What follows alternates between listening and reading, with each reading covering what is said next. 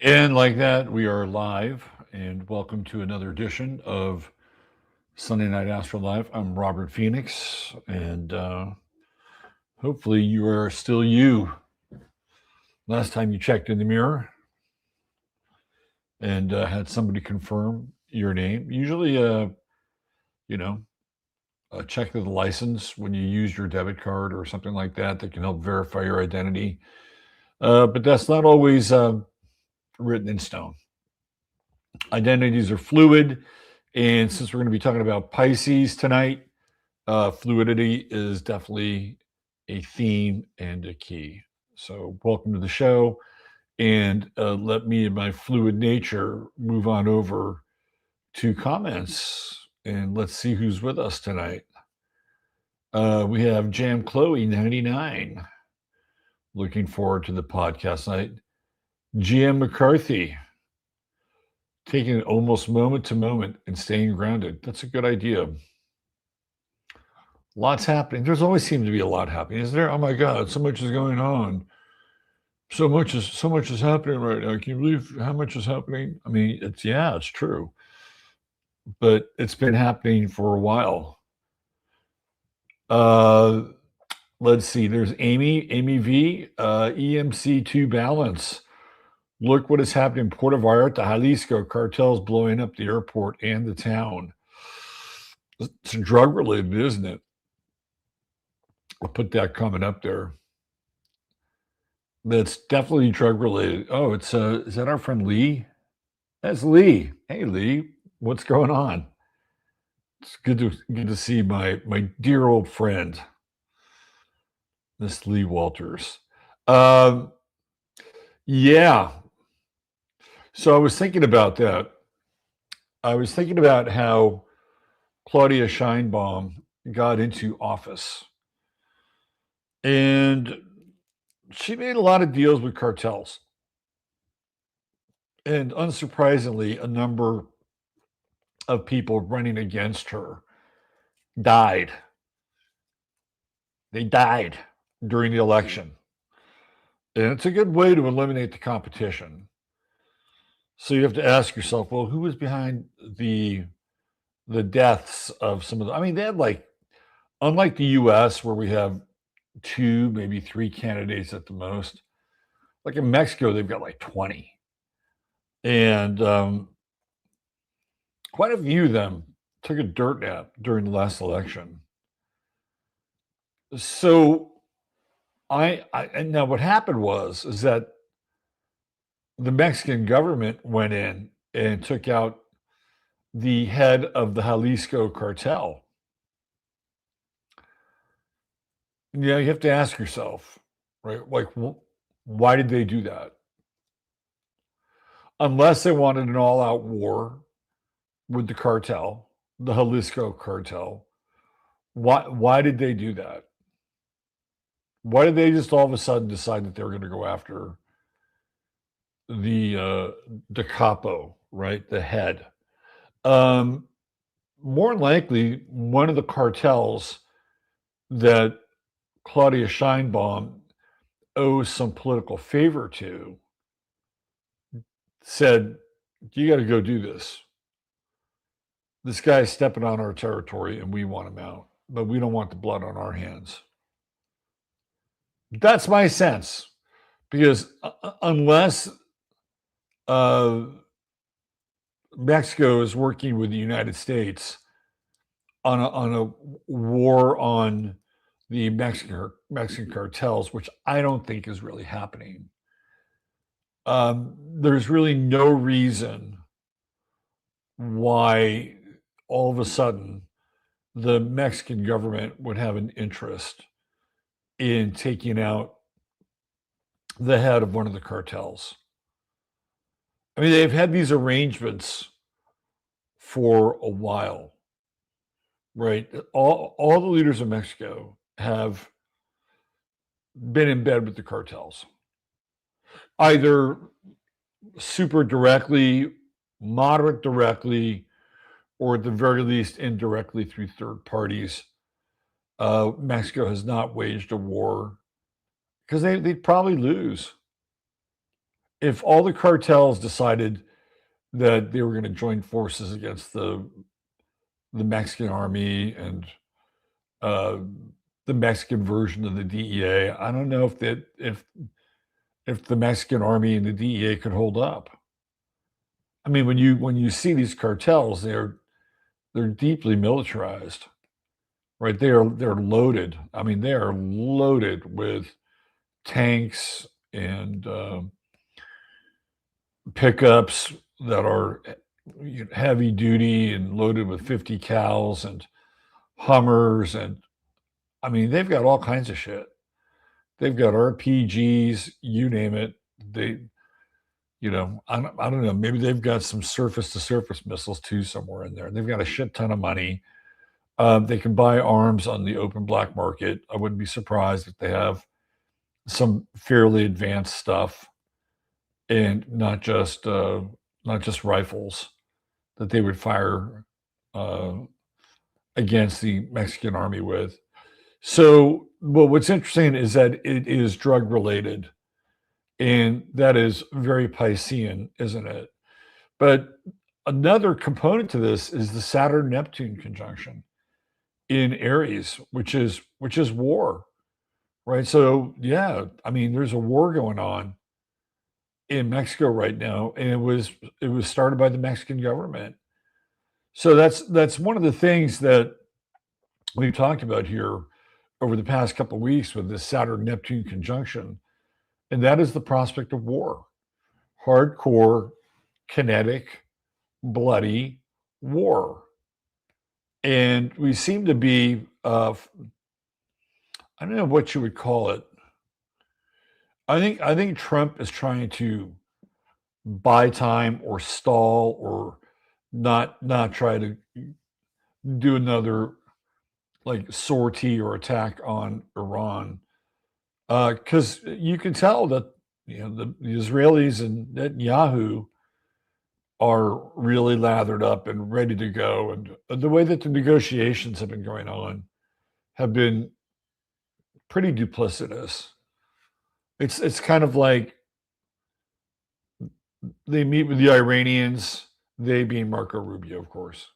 The many versions of Marco Rubio. He must be cloned. He's doing everything. Goes to Iran or some maybe they're on WebEx and says, "Okay, I know we started off with just the uranium enrichment, but we're going to take it to another level. We want you to get rid of all your weapons. Just get rid of all your weapons, missiles, anything heavy artillery. Just get rid of them, and then we'll have a deal." And if you're the Iranians, you're like, "You're fucking crazy. We're going to give up every single weapon of any note that makes us a sitting target for not just the Israelis, but let's say all of a sudden the Saudi Arabians decided that they wanted to get their hooks in Iran. And they've been getting all these jets from the United States, and Jared Kushner has been setting up all these arms deals with American munitions manufacturers. And if you're Saudi Arabia, wouldn't you like to have Iran part of your network now? Why not, right? I mean, it's not like you have to reconquer the Zoroastrians. They're already Muslims. The Arabic people conquered Iran a long time ago, so it's just kind of a change in ownership. But I'm serious though. If you were the Iranians, you'd be open to attack by just about anybody. And why wouldn't Saudi Arabia want to have Iran all to itself? I mean, maybe that would be a pissy match with Israel. I'm just using this as an example. And I don't think that the Iranians are going to get rid of their weapons. They may sit down at the table and talk about stopping the enrichment of uranium, but that's about as far as they'll go. Anyway, this thing in Mexico is totally Piscean. It's totally Piscean. It's a drug war, whether it's a war that's being waged by the Mexican government on behalf of other drug cartels, or the Mexican government itself, which I highly doubt. And it's going against a drug gang. And Pisces is one of the signs that rules drugs. Pisces and Scorpio. Those are your two major drug signs, as we'll find out tonight. And we get into the sign of Pisces. Misbehaving 2 is here, intuitively whimsical. Well, hello. Hottie Das. It is hot, midday Monday in Sydney. Well, hopefully we'll bring you a little cool breeze of astrological inspiration. How about that? Charlie. What's up, Charlie? Peter Bayonne. Her birthday was the 20th. That's right. He's referring to Poison Ivy Rorschach, who is a Pisces. And I decided to put her on the thumbnail tonight. She's born on the same day. Well, not the same day, like year-wise, but the same birthday as Kurt Cobain and Ian Brown. The 20th is a super, super creative day for Pisceans. And we were watching this movie called Erg, A Music War. Have you guys ever seen that? It was produced and directed. Well, the money was put up by Miles and Ian Copeland. It was basically bands that were either directly on IRS records or bands that Miles Copeland managed. And it's just concert scenes from various parts of the world. I think they have England, New York, France, and Los Angeles, if I'm not mistaken.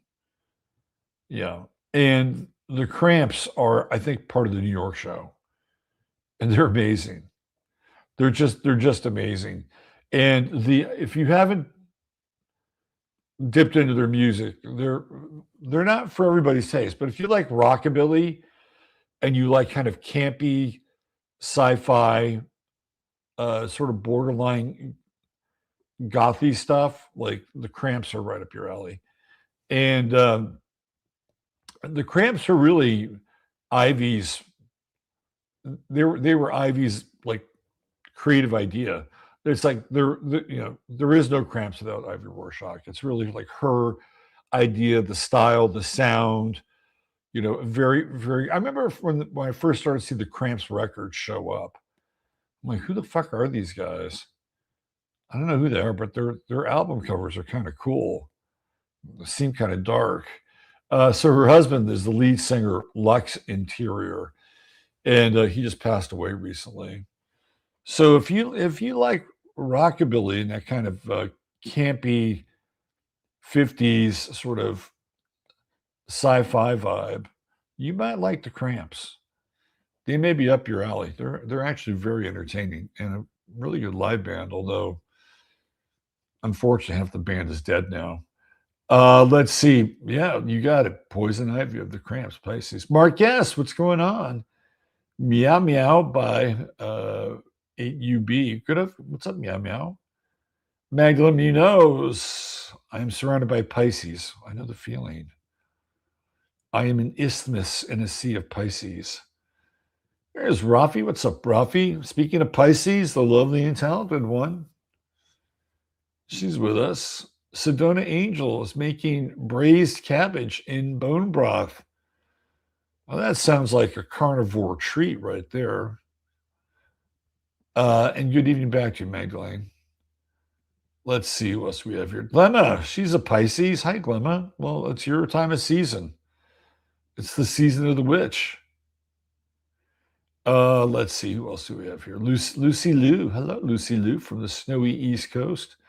We got the new Next Pod. Check it in with us. Tondor. What's up, Tondor? I wish I had some cat stuff for your kid, for your baby tonight, but my cats are in another part of the universe. And the cats that live here are nice, but they're not show ready yet. They haven't gone through the official show training. So they're not ready for prime time. Let's see. Denise Walker. Hi, Denise. Thank you for years of insights from memories. Well, Denise, you're welcome. You guys have added a lot of memories and heartfelt moments and support to my life. So this is to you right there.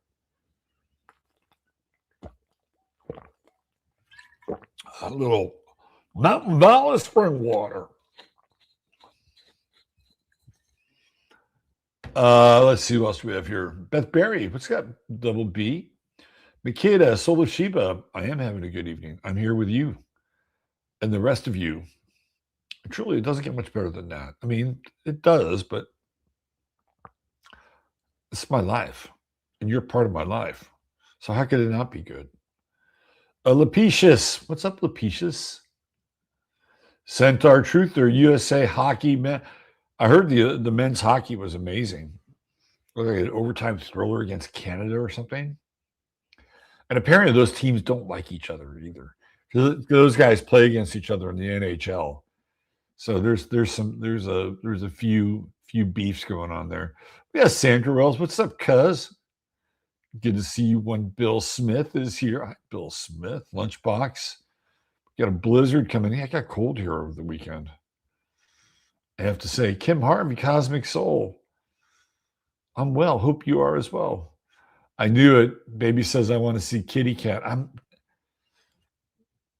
I'm cat free. I can show cat video, but that's not really the same. It's not really the same. And the other cats here, they've not gone through the rigorous training to be on the show. They're not ready. Deborah from the Florida Panhandle, good hockey day. Yes. 46 years ago. Is that when we beat the Russians? That was something else, huh? By the way, Kurt Russell, Pisces. We're going to look at some Pisces tonight. Elspeth Heron, perfect timing. There you go. Leo King called the situation in Mexico. All right. Well, David, on the money. There you go. The Mexican army took out their leader, cartel leader. Yeah. So I think more than likely that it was a payback for one of the other cartels. He did, totally did. Right on. Good for David. Let's see. Leonie Samuels is here. What's up, Leonie Samuels? We got Cosmic, K123. Those arms are meant for Ukraine. I can't believe Lindsey Graham will let these weapons just fall through the cracks. I hear the U.S. moon squares Iran and Uranus is squaring both, or something like that. Some Uranus position is Pearl Harbor. All you need to know is Saturn and Neptune are creeping up on Uranus, on Iran's MC, their home. I'm actually surprised that we haven't seen fireworks already. But given the two charts I've seen, one is at 0. I think, what did we do this last week or the week before last? One is at 0 Aries, the other is at 4 Aries. So Saturn will be at 4 Aries by when? The middle of March. The middle of March. So yeah, that's the time that I would look at. Between now and the middle of March, between 0 and 4 degrees, because of those two charts right there. Right there. Let's see. I'm surprised Iran's just waited patiently while the U.S. mobilizes just outside their border. I'm not so sure if they've been waiting patiently. From what I understand, there's been a number of Chinese and Russian ships in the area as well, sort of doing water ballet with the Iranian Navy. But you never know what goes on behind the scenes with these people. Sometimes it turns out to be cosplay. Wisdom Guy, what's up? Aloha back. Mexicans have family in both countries. It doesn't seem like it would be a normal situation. But those who've lived on the border have no idea. Yeah. What's up, Dead Wolf Resistance? Lisa Ann White, Paula Bizak, Privacy Anti-Scum, what's up? Olivia Provorce. I probably got banned. I've never banned you. I have never banned you. It doesn't mean I haven't banned people. I've just never banned you because you might come find me and do something violent towards me, and I can't afford that. No, I'm just kidding. I wouldn't ban you. Esperanza Vince Tarot. There's Steve. Door at the door. Cobain's birthday is 20th too. Yes. Yeah, a lot of creative. We're gonna go over some Pisces people tonight. I had the song Poison Ivy in my head. I think it means something, but I'm sure it doesn't apply to me. So why? I don't know. You're gonna have to figure that one out. Let's see. I don't understand this talk of cramps and ivy. That must be it. I'll look. There you go. Why not? The internet is good for a few things. Let's see. We got Jennifer. Robin Dan. What's up, Robin Dan? Robin Dan's birthday was yesterday. Happy birthday, Robin Dan. Right there. Another creative Piscean type. Some of you may have met Robin at our event here in Texas during the eclipse. My account 68 is here. What's up? Salty Cow, my man Joe. Let's throw that up there. He's saying like and subscribe. I'm with you. PMSO. Hello, Janine. Good to see you. HM Grant. Did I say HM Grant 97? Trinity Productions. Oh, yeah. Happy Pisces season from Axel and Andrea. Two plant Pisces. I almost put Axel. What I did, I'll show what I'll wait. I had a list of all these Pisces. They were all pretty much born on like the 20th. The 20th is just full of all these Pisces, right? And I thought, oh my God, why don't you just Pisces for today? And then we're going to look at the sign in general. But I was going to put Axel on there. I would have put you on there too, Andrea. The Crone Ranger is here. What's up? Mishi, good to see you. You need to do something with the Leo King again. Well, that's on David. If David wants me to collaborate, I'd be more than happy to. Christine Foos. Yes, you're the fire horse it is. Poison Ivy is really sweet. I sold her a vintage dress. She's from Sacramento. She is from Sacramento. So yeah, she's into all that vintage stuff, I'm sure. Who's this? AD. Hi, AD. Baby's not this way. Still watching Playing Ponies. Okay, good. I can make funny faces for baby. I can do that. Let's see. Sherilyn Pretty Eyes from Brunswick, Canada, in the frequency. I love that. We got Pixie about town. We got Catherine Rosen. We got Zerlith Eternal. We got an all-star crew here tonight. Mr. 4022, first time Pisces season without its home in 15, and I'm home. It's 15 without its home in 15 years. Let's see. So we're talking about Neptune. Yeah. Neptune's abandoned. Neptune's jumped ship. Let's see. We got the Rand, WT51F. Oh, man. Sometimes it's hard. Sometimes these things are built into people's names. Other times it's a YouTube thing. We got Lamb Chop. What's up, Lamb Chop? Liddy Lou's here. Lois Francis. Lois always wants to call me by my Christian name, my government name. It's fine. It's all good. Let's see. Who else do we have here? It's good to see you, Lois. Did I leave anybody out? There's Astrology with Heather. Hey, we got a star sighting tonight. There she is. The great Heather Elin. Hi, Heather. Nice to see you. Jackie Delario. Hey, guess what I found out? I found out that New Jersey is a Pisces state. And we're going to look at New Jersey's chart tonight. Let's see. It makes sense. New Jersey's a Pisces state. We got Ratchet Boo and Lynette Jardine. And let's see who else. Carol Lamore. I think we're all caught up. David and Robert are a great pair. I always enjoy my time with David. Okay. So why don't we do this? Let's do a little. I got to help my guy Chris out a little bit.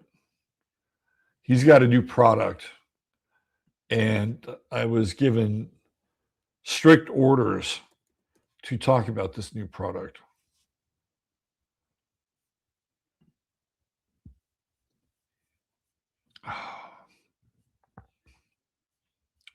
Let me see. Where is it? Shop. Shop all. Here we go. So Chris has started putting Shilajit in his CBD for all you CBD people out there. So I can find it. Where is it? Here, let's try this.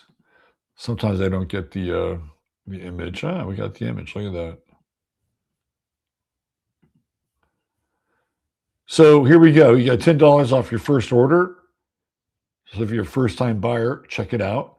Come on, you should be able to scroll for me now. Let's go. There we go. We got gummies.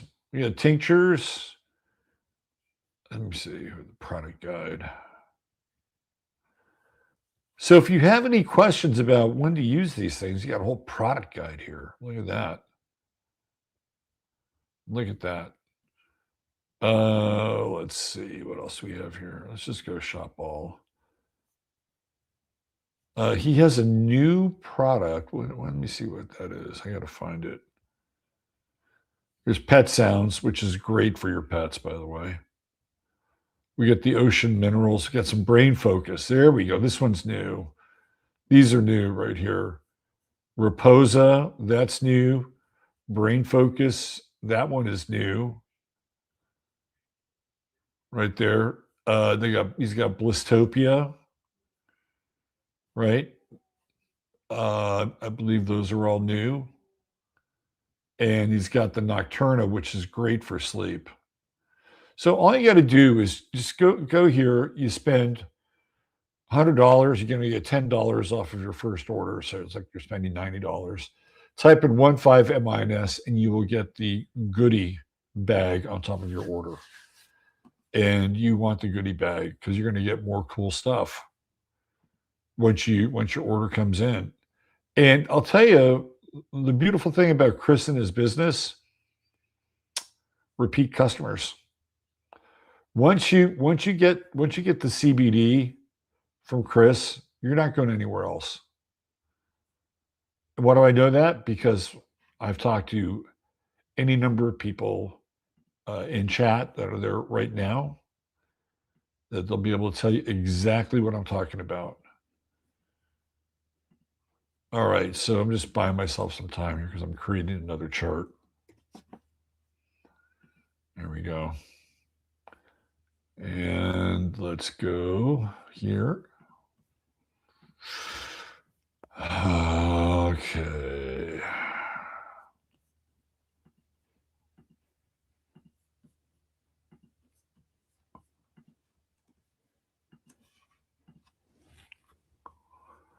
All right, so there's our chart of the moment, which we'll get into. And let me see if I still have Iran's chart up here, just in case. I think I do. It's one of those. Yeah, it's right there. It's one of those charts that I saved. And let's put some transits in there. So like I said, I've seen the Iranian chart. And what you really want to pay attention to is the MC, because that's the home, right? That's where they live. So we throw that in there, and we're going to go take a quick look at Iran right here. And there's the IC at 6 degrees. I think I might have said MC. You want to look at the IC, right? 6 degrees. And what's really interesting is this Sun-Pluto opposition. I mean, it's wide, right? It's 10 degrees, but it's still, it's still kind of in that wide orb. And it always feels like the sword of Damocles is hanging over the head of Iran, doesn't it? With Pluto in the 10th house, it always feels like they're fucking on the edge. Do you know what happens with Pluto, though? And by the way, I have experienced this, so I know this firsthand, having shared some Plutonian aspects with a person in the midpoint composite chart. Plutonian in the 7th house, is that there are times with Pluto where it feels like things are going to end. It's like, this is it. It's over. It's done with. And then all of a sudden, it springs back to life again. Like the Lady Frankenstein movie that's going to be released on, was it March 6th? There's a new Frankenstein movie coming out. Did you know that? But it's the Bride of Frankenstein. Right in time for it's like, that's old school AI, isn't it? Of course, Frankenstein is a golem. That's what he was based on. He's based upon the golem. With electricity, because electricity was cool. Electricity was the cool thing. Electricity was the power of the just post-Victorian age. It was the equivalent of atomic energy in the 50s that created monsters. Right? So we'll take this electricity and we'll throw it into good old Frankenstein, and we'll reanimate him. So yeah, we're going to have the Bride of Frankenstein on the 6th of March. And how diverse. We're not just going to have a regular old Frankenstein. She's going to be a female Frankenstein. And I guarantee you, she's going to be a badass. Because it's just the way it is. Talk about weird science. So this is like the sword of Damocles, just hanging over the head of Iran. It's like that relationship that is heavily Plutonian, and you think it's ending. All of a sudden, no, it's back to life again. And then you get the Plutonian makeup sex. So I don't think they get that in Iran, though. But that's what it feels like. Now, it's going to be interesting. Iran's sun is at 8 degrees, so we're going to have transiting Saturn coming in there. The IC's at 6. So the day around that, if we want to be specific, is, give me a second here.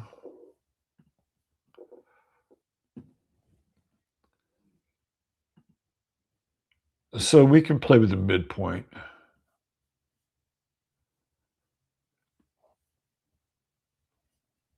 Sometime in April.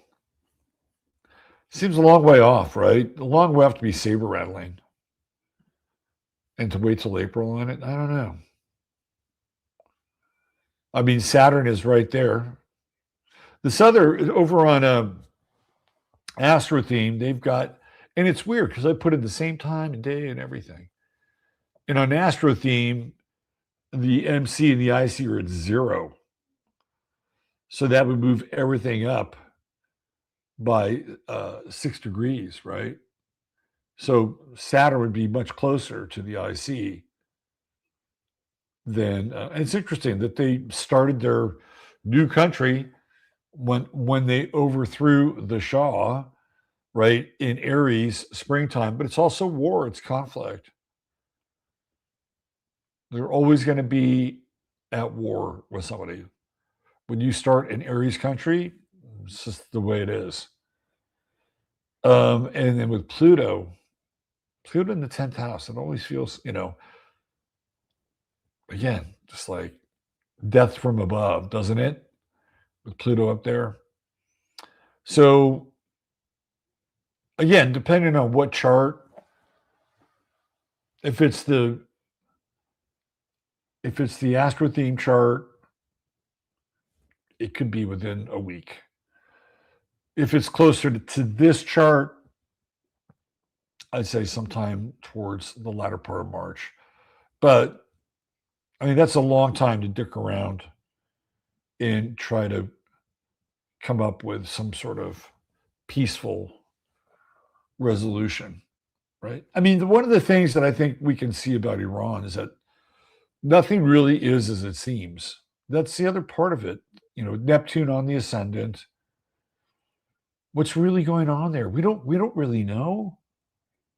We don't have any news crews there. Even if we did, we probably wouldn't know because they would distort the news anyway. But with Neptune on the ascendant, we don't know. There's just a bunch of projection going on. And I think it's interesting that with Neptune on the ascendant retrograde, I got a lot of retrograde here, don't they? They want to bring back the Shah's kid. I mean, you got to be fucking kidding me. The rumor is that Israel wanted the Shah out. That was the rumor. So the United States and MI6 and the Mossad, they were all very instrumental on getting the Shah out and fomenting a coup. The last coup that they fomented was the Islamic coup. Now they're trying to foment a secular coup. Cuckoo. I mean, come on.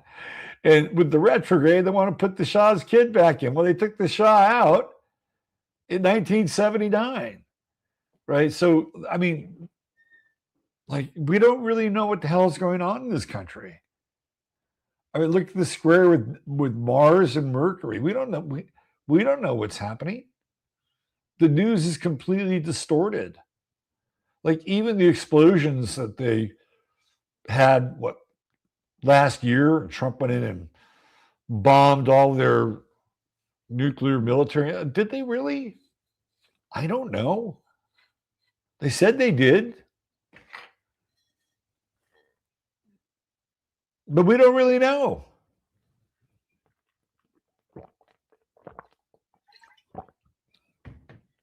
And even if they did, the Iranians had plenty of time to move their shit. Plenty of time to move their shit. So it's very hard to get a handle on what's going on here. We really, let's be honest, we don't know. But with Saturn, right? Saturn never lies. Saturn never lies. Saturn going through the 4th house, people move. That is a regime change transit. I'm telling you that right now. And in Aries, maybe with a little lubrication, Neptune makes the war go down a little easier. But yeah, that's a battle aspect. Total battle aspect. Anyway, I would say between now and the end of March, where's the moon? We're just coming off a new moon. I really thought that they'd take advantage of the new moon. But again, the more that they wait and the more that they dawdle, like, there's more planning involved, and the Russians get involved, and the Chinese get their oil from Iran, and the U.S. pretends that they don't want China to get the oil. So anyway, I would say between now and the end of March, Saturn here, and we'll split the difference, right? We're going to go since Astro Theme says 0, Astro.com says 6, we'll go 3. We'll split the difference. So End of March. Oh, that's a long time. They're on the clock. They're on the clock. But it's Pluto in the 10th house, man. It always feels like death from above, but it never, ever really comes down, does it? I believe Iran is going to have an eclipse on their Saturn. This upcoming lunar eclipse, which is what, isn't it like 11? I think it's 11 Virgo. So that lunar eclipse is going to be on Iran Saturn. Well, if I was the court astrologer, I would. It's a time I think I'd probably, if I was going to attack, I would set my sights on that lunar eclipse, right on Iran Saturn. So the lunar eclipse, which we talked about last week,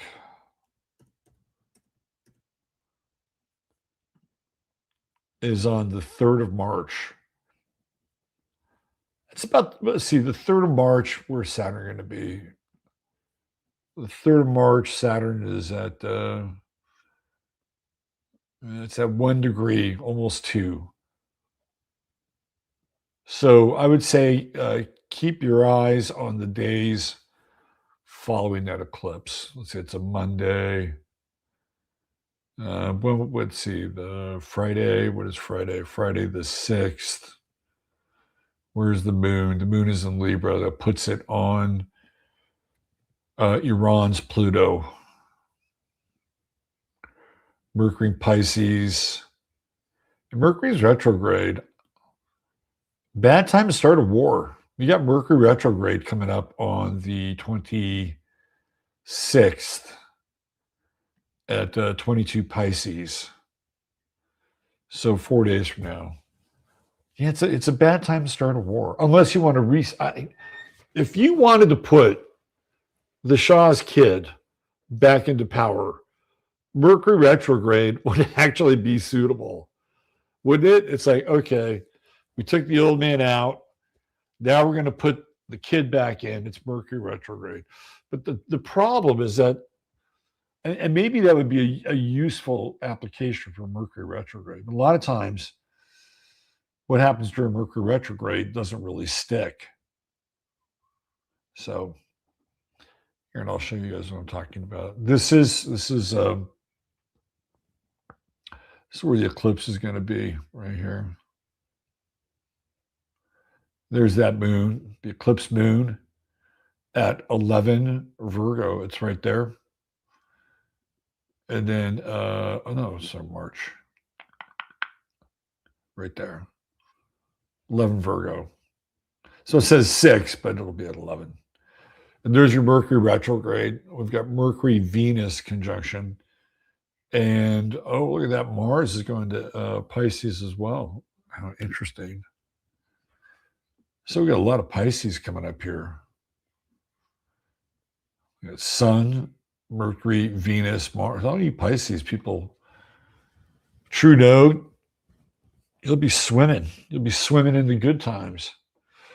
So it's a very hallucinatory period, isn't it? In a lot of ways, even with that austere full moon in Virgo. This is a kind of a heavy, even you got Mars and Cancer. Like, it just feels like life is a drug. Life is a big drug. It's a good thing we got the moon in Virgo, although it is eclipsed. It just feels very, very druggy here. And what I mean by druggy, I mean like hallucinatory, kind of, strange, otherworldly.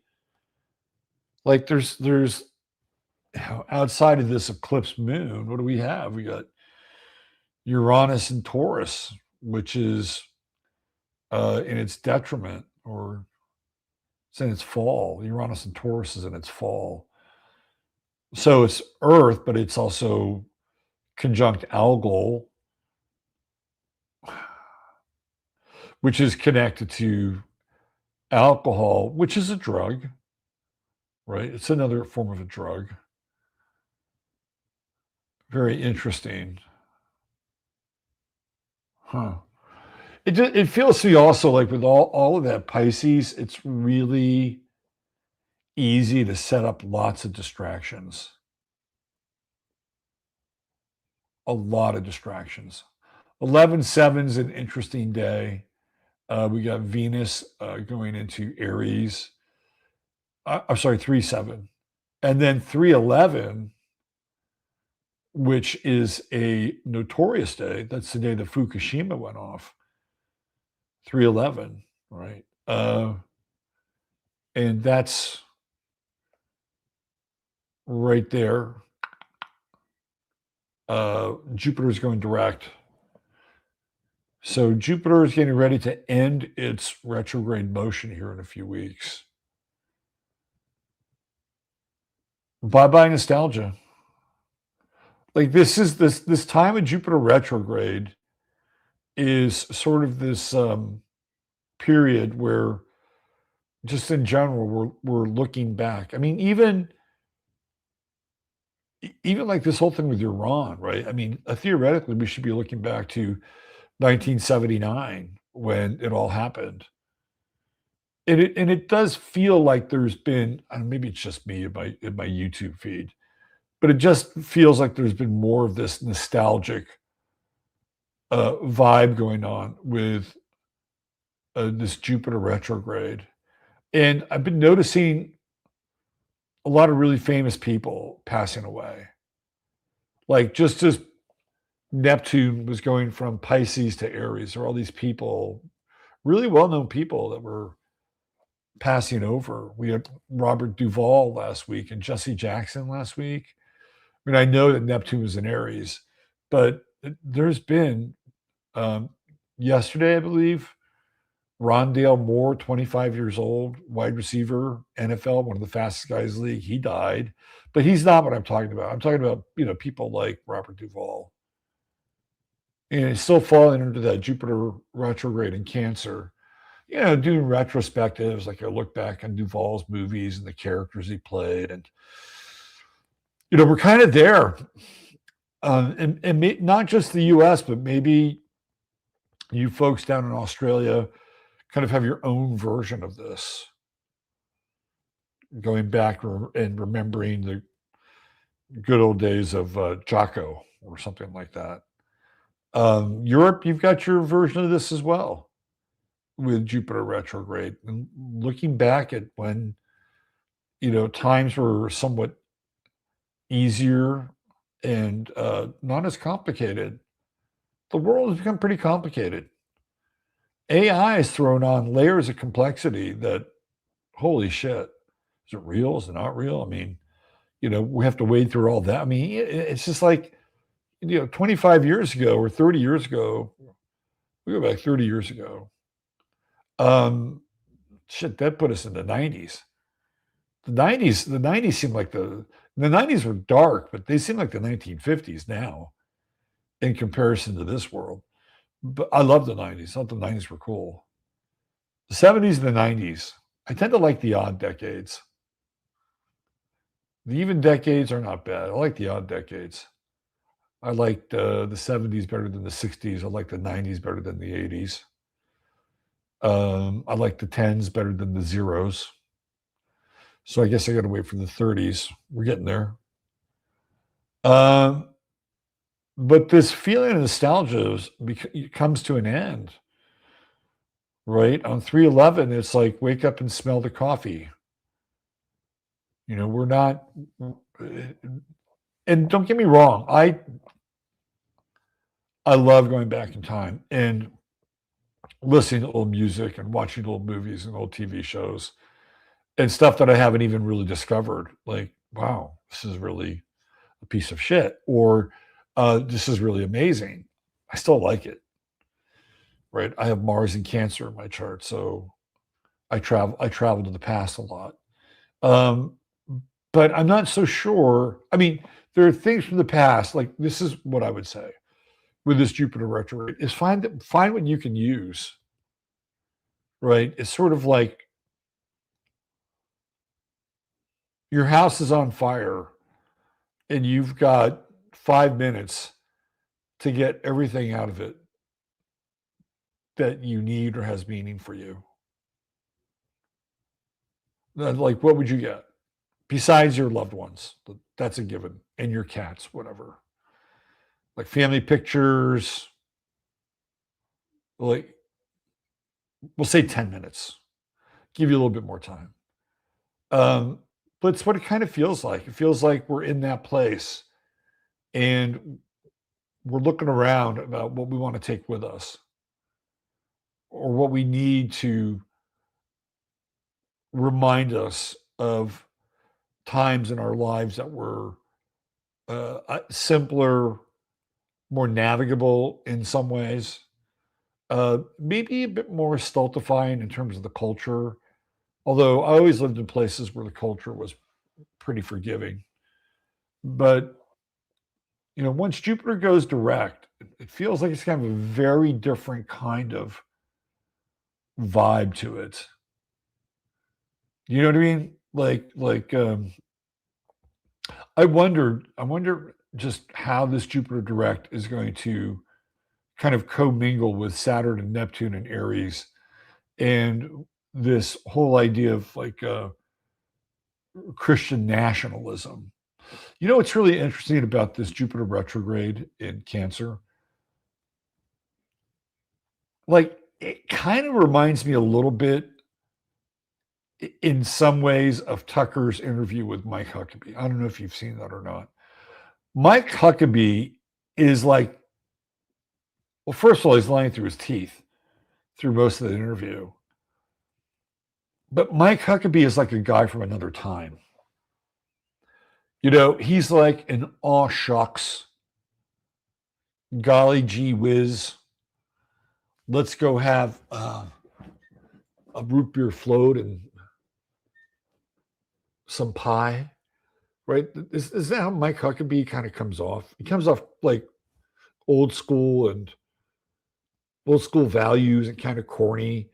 And then he just spent almost 2 hours with Tucker and doesn't come off looking very good.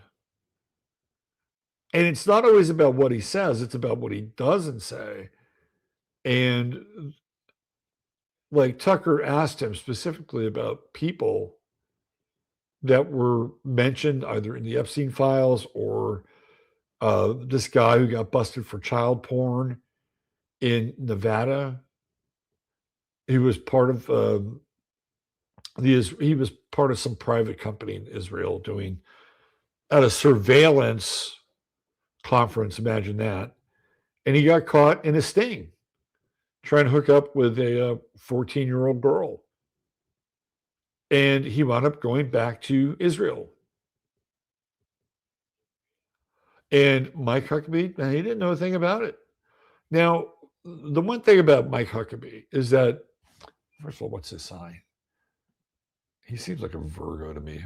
But let's just see here. Mike Huckabee. What is he? August 24th. Nailed it. Virgo. See, that's the thing about him, right? He comes off being like golly gee whiz. He's got that kind of Virgoan sort of purity about him. And like theoretically, tidy whitey. There he is right here. But he doesn't come off good. He does not come off good. And it's that Jupiter retrograde. It's sort of like it doesn't play well in Peoria, right? It just doesn't. And Tucker's got him in the crosshairs. All right. So just rounding the whole thing off with Iran. Maybe first week of March. Right around the eclipse. That's my call. Hope it doesn't happen, by the way. Hope I'm wrong. Hope I'm patently wrong and incorrect in my prediction. All right. So why don't we do this? why don't we take a look at the chart of the moment, and let's then we get into some Pisces stuff.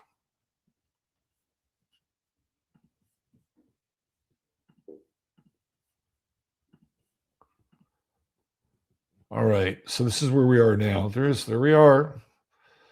Pisces, Pisces, Pisces, Pisces, Pisces, Pisces, Pisces, Pisces, Pisces. Plenty of Pisces. The water's warm. Jump on in.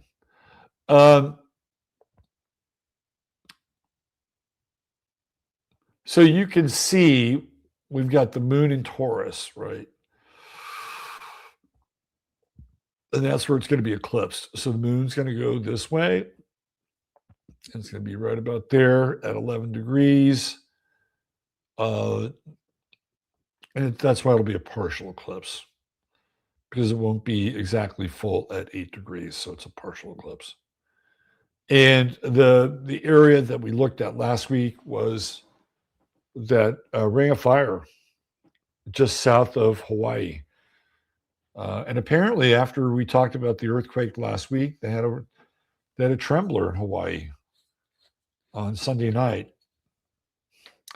So I would definitely pay attention to the ring of fire area in terms of seismic activity, and keep your eye on Hawaii once again. And that's around the eclipse period, right? The whole idea of the eclipse is we're usually about 7 to 8 days before, 7 to 8 days after. That's kind of the eclipse zone, generally speaking. So we're still very deep into this collective energy. We're beginning to see Mercury's going to go retrograde. So we're going to have Venus and then the sun show up in Aries, besides Saturn and Neptune. But Saturn and Neptune aren't personal planets.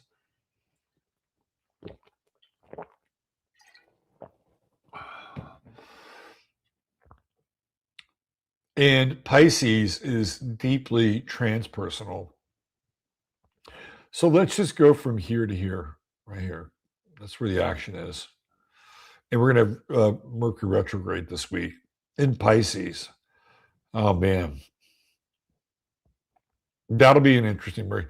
All you people who are going to be in snowy conditions with this storm, please, please, please be careful on the roads and even just walking. Like Mercury retrograde in Pisces, snowy weather, nightmare conditions. I don't know, a lot of you know how to live and move through this stuff since you've done it before, but I can't stress this enough. With like being snowed in, not being able to get things in general. So be careful, all you nor'easters, or wherever this storm is going to land. But there's a feeling in general, right? Even with the Mercury retrograde, well, not even, but along with the Mercury retrograde coming in, there's this general feeling of like, what the fuck? It's like what the fuck? And it's hard to distinguish like what the reality is. I'll give you a perfect example. Trump just came in and basically said that what is it, the ship from Monsanto, which is now made by Bayer. You know what I'm talking about? Fuck, the weed killer.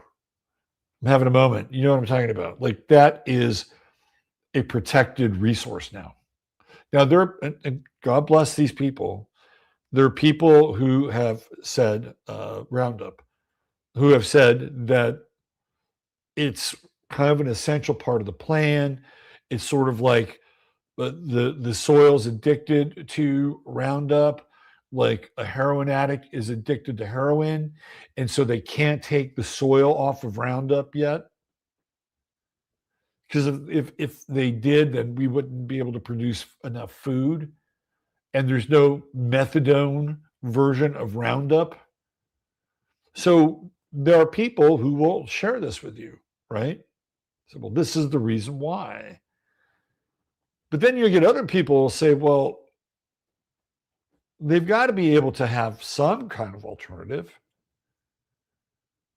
They were able to turn on a switch for a vaccine, and how many months they can't come up with an alternative to Roundup that quickly, or at least a methadone version of it. So you'll hear stuff like that, like Trump decided that he was going to protect Roundup. Well, if you're Bayer, you're saying, well, thank you very much. Right. And then again, you'll hear other people say, well, there's a reason for that. That's Pisces stuff. Right. This is what I'm trying to get to. You'll look at things and you'll say, what the fuck? And then other people will come in and you'll hear like, well, this is the reason why this is happening. You sit there, you scratch your head and try to wrap your head around it and go, okay. Essentially, what we're talking about here is confusion. I mean, that's ultimately what all this Pisces is. And if you're an artist and you can get lost in the reverie, God bless you. Because this can be a really creative time. A super creative time. Mercury retrograde in Pisces allows you to go back and find creative projects that you put on the shelf and just like Lady Frankenstein, reanimate them. It's a good time for that. There's positives that can come out of Mercury retrograde. It's a good time to remove the Mercury in your fillings. If you're thinking of such a thing, Mercury removal, Mercury retrograde, especially in Pisces. Not too bad in Aries, but we're not going to, maybe better in Aries, since Aries rules the teeth, but we're not going to get Mercury retrograde in Aries. We get it in Pisces. But yeah, this is kind of the vibe. Like the vibe. I mean, maybe this goes into the whole cartel thing too. That it's druggy. And what do you believe? Like what about Iran? Iran falls into the same category. What is real, right? This is where we get into this whole Piscean dialogue. And I'll tell you the way you go about doing it, especially with Mercury retrograde. You take away what isn't real. Like you said, well, this isn't real. This isn't real. This, whatever that is, it is addition by subtraction. And then ultimately you're left with whatever it is that you've reduced down to its kind of essential distillation by saying, no, not real, not real, not real, not real, not real. In terms of making decisions, well, I don't know what I want. Well, what don't you want? Well, I don't want this, and I don't want this, and I don't want this. Okay. Mercury retrograde in Pisces, having a hard time making up your mind? Know what you don't want. Okay. You don't want that. You don't want that. You don't want that. Eventually, you're going to be left with something that you want. Oh, yeah. I guess maybe I did want this. I'm just giving you some strategies for this Mercury retrograde in Pisces. Don't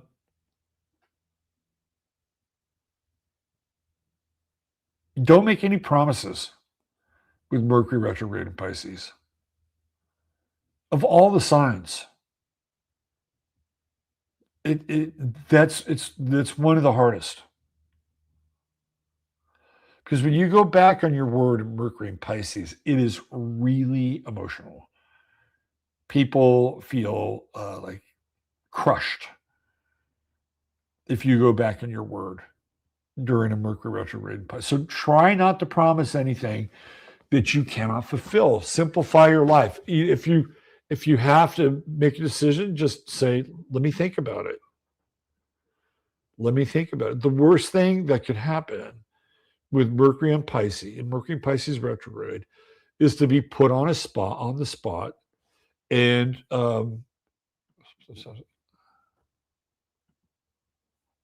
and be forced to make a decision. You buy yourself some time. If it's job related, just say, I need some time to think about it. If they say how long, just say, well, until Mercury goes direct. I'm like, what? Um, I don't have the answer to that. I don't have the answer to that. But I would say it's not a great time to come to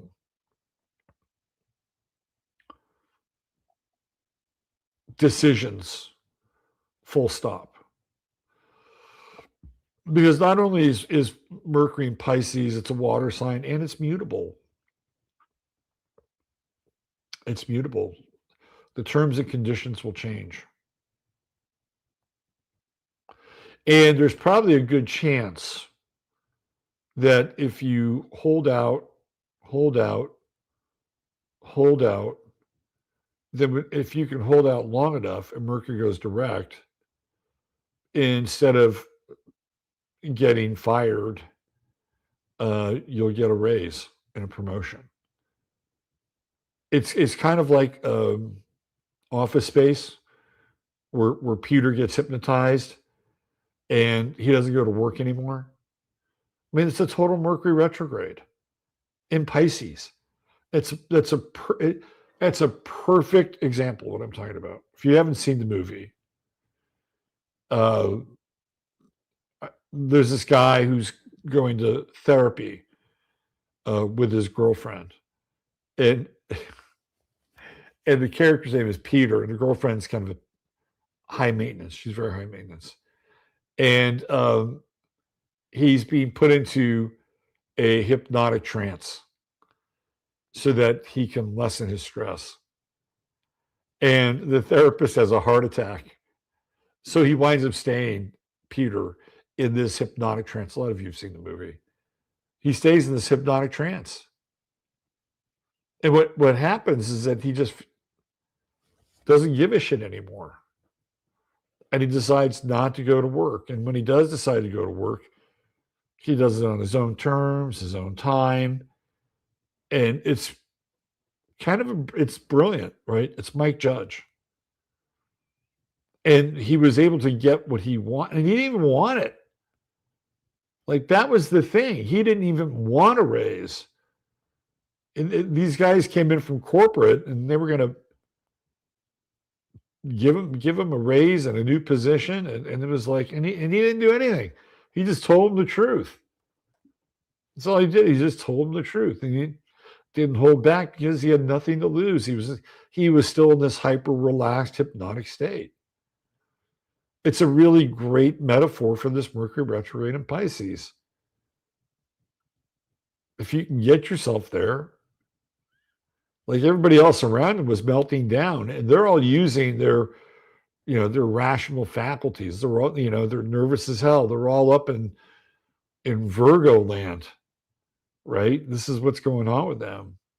They're all worrying about their jobs and security, and he could give a shit. Que sera, sera. Anyway, I'm not saying that you should go get hypnotized and stay in your hypnotic state, but I would say that it would probably be best if you could be in a relaxed state while everybody else around you is losing their shit. Because Mercury retrograde in Pisces, you will see that. You will see people become unmoored.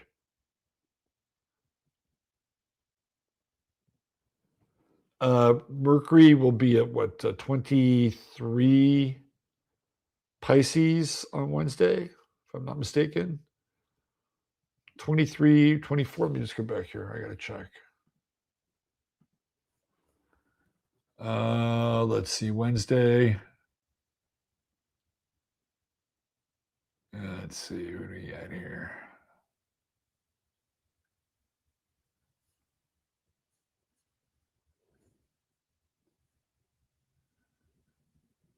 Mercury. Come in, Mercury. Come in, Mercury. Come in, Mercury.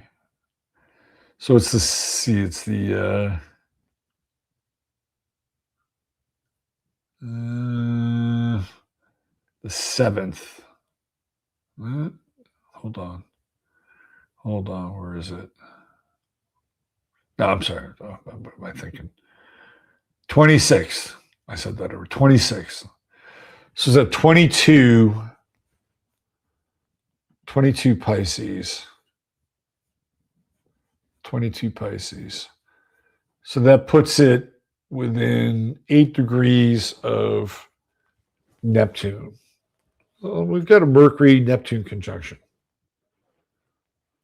even though it's out of sign.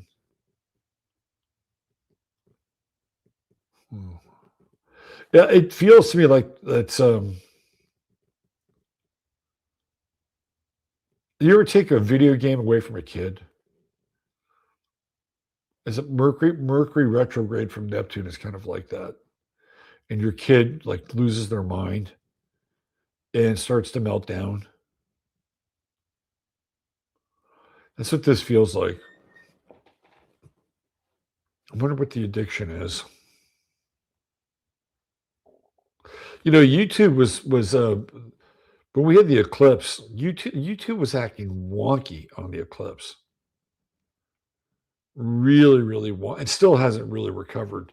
I'm sure some of you have seen it, like going to put comments in and having to re-put them or rewrite them, and we're going to a page saying no comments allowed, or comments have been turned off, and then you refresh the page and the comment. Like YouTube just went nuts earlier in the week. It was literally like the day of the eclipse. I think Roku was having some issues, and there's a lot of addiction in the video world.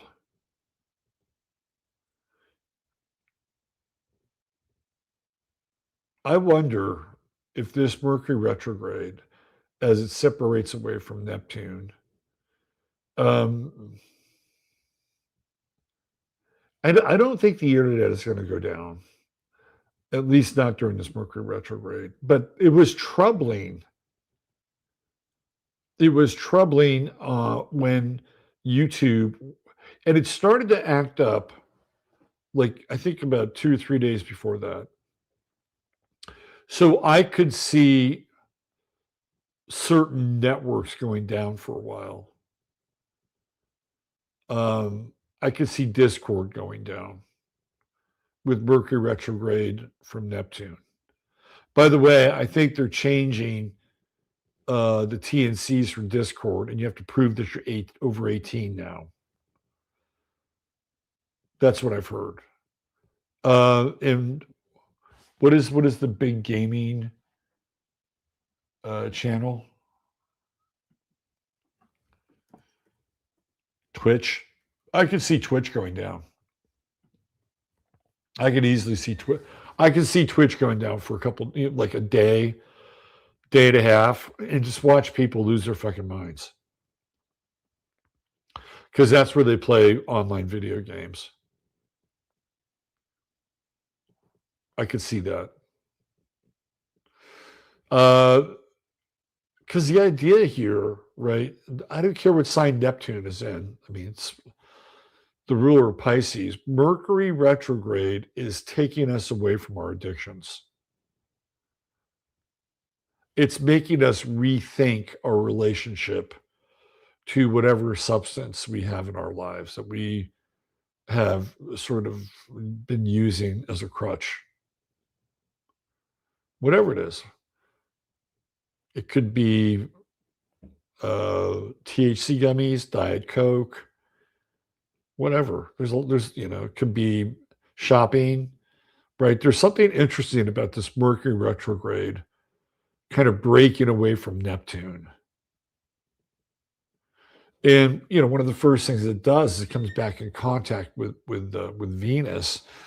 So on that day, the day of infamy here, we have Venus at 19, and Mercury retrograding at 22.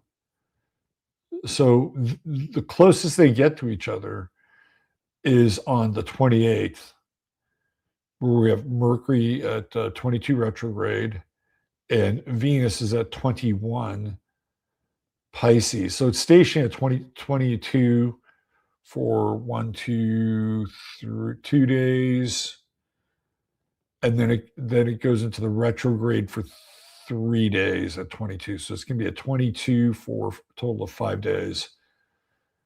And Venus gets to 21, and then it goes 22, 23. So somewhere between the 28th of February, 1st of March, probably when you're sleeping, there will be a Mercury-Venus conjunction. But on the 1st, Venus is at 23 Pisces and Mercury's at 22 or 21 Pisces. So that's going to be interesting, especially the 28th of February. That'll be interesting.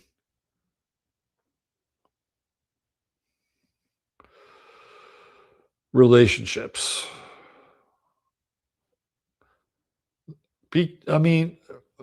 I think it can be healing in relationships, but sometimes what you say can't be unsaid. And that's a period that I would definitely pay attention to, is the end of the month. And it gets real harsh, right? On what? The 3rd, which is the eclipse.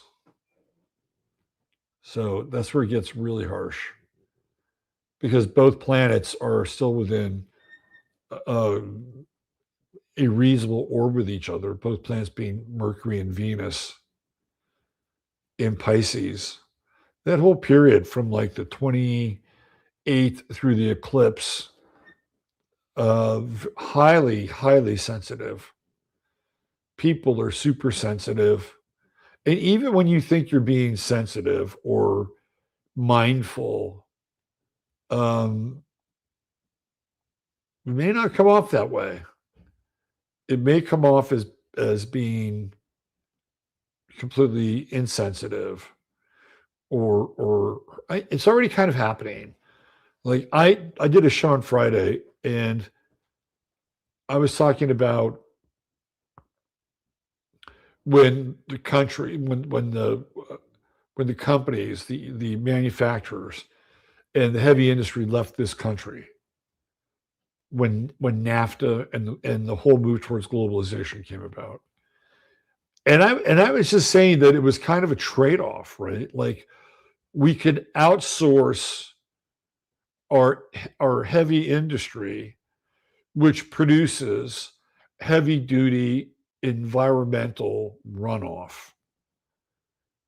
And the corporations, the multinationals, could make more profit, still stay in business, and comply to like new EPA guidelines and all the things that were supposed to make the water better and make the air better during the 70s and the 80s, right? So it was kind of a trade-off. NAFTA became a bit of a trade-off.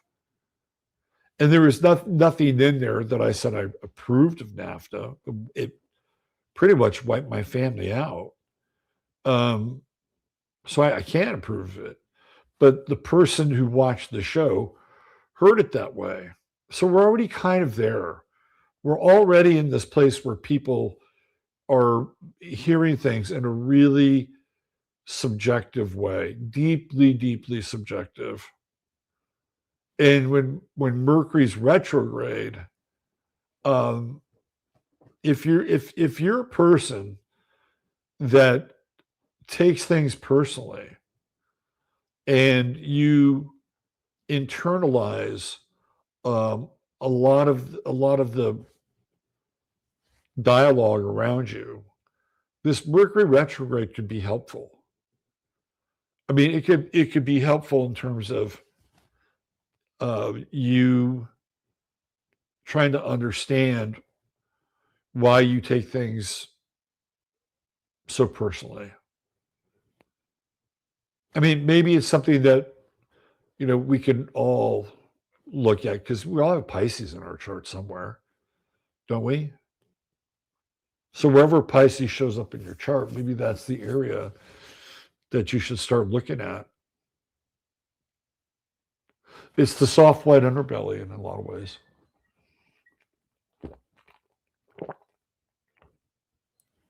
But I would say in general,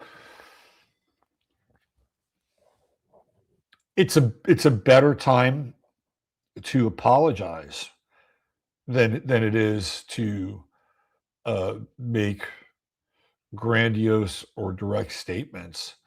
Like if there was somebody that you wanted to make amends with, and let's say that there was a matter of pride involved, your pride, Mercury retrograde in Pisces could be really good to kind of go back and say to yourself, I was kind of an asshole here. Maybe I'll be the bigger person and I'll extend an olive branch. Now, just because you do that, you may have to sit through the other person's response. But if you have enough patience, and I think that's another component to this Mercury-Venus conjunction, here towards the end of the month, that if you sit through it long enough, you'll resolve it. You'll get through it.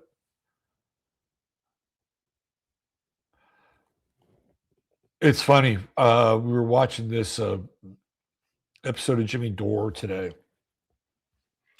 and he was talking with this guy who's doing a movie on how both the left and the right steal elections, because ultimately they're both in the service of the CIA, who have been running the country since they ran their coup on 11/22, 1963, right?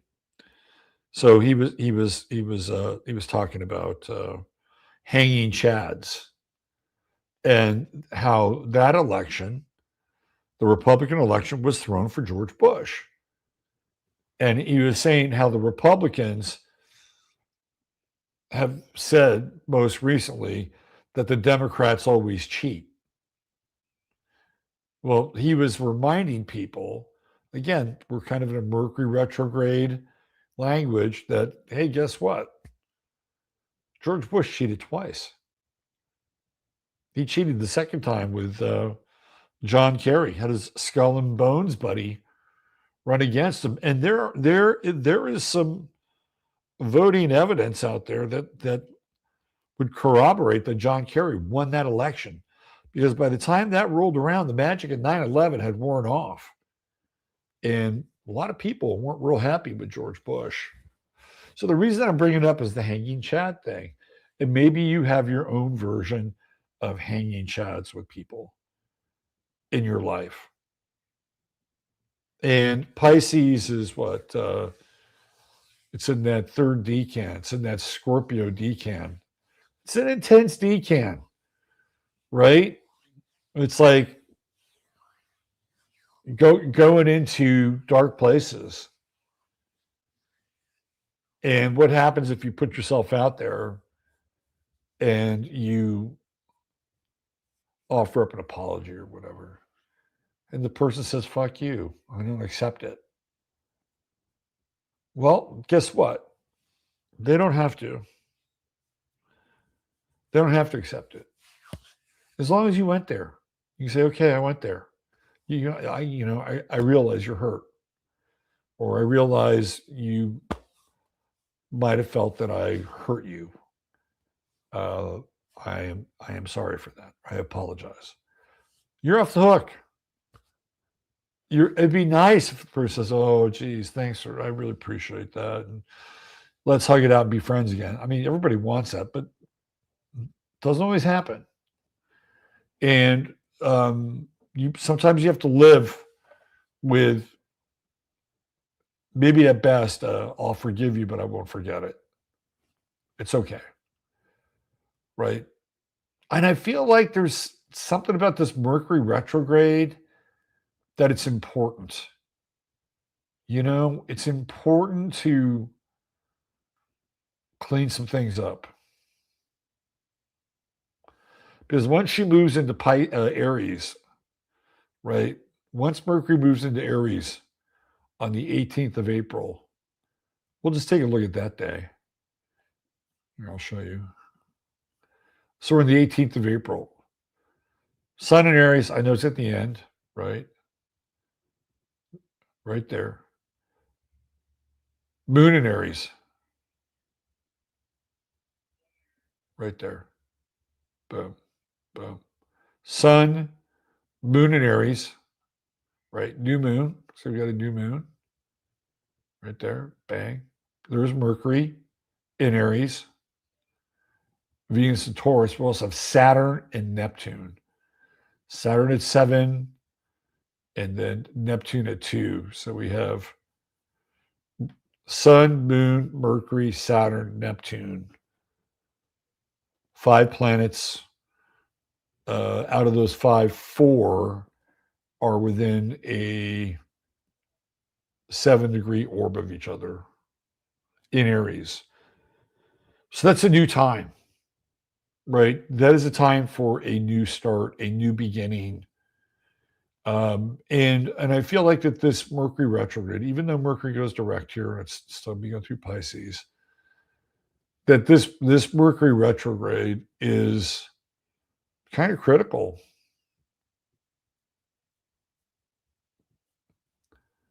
Because there's something new on the horizon. Like a new vibration. I mean, I know it sounds corny, but that's what it feels like. It feels like it's a new vibration. And it's going to really resonate with people that are clear and direct and have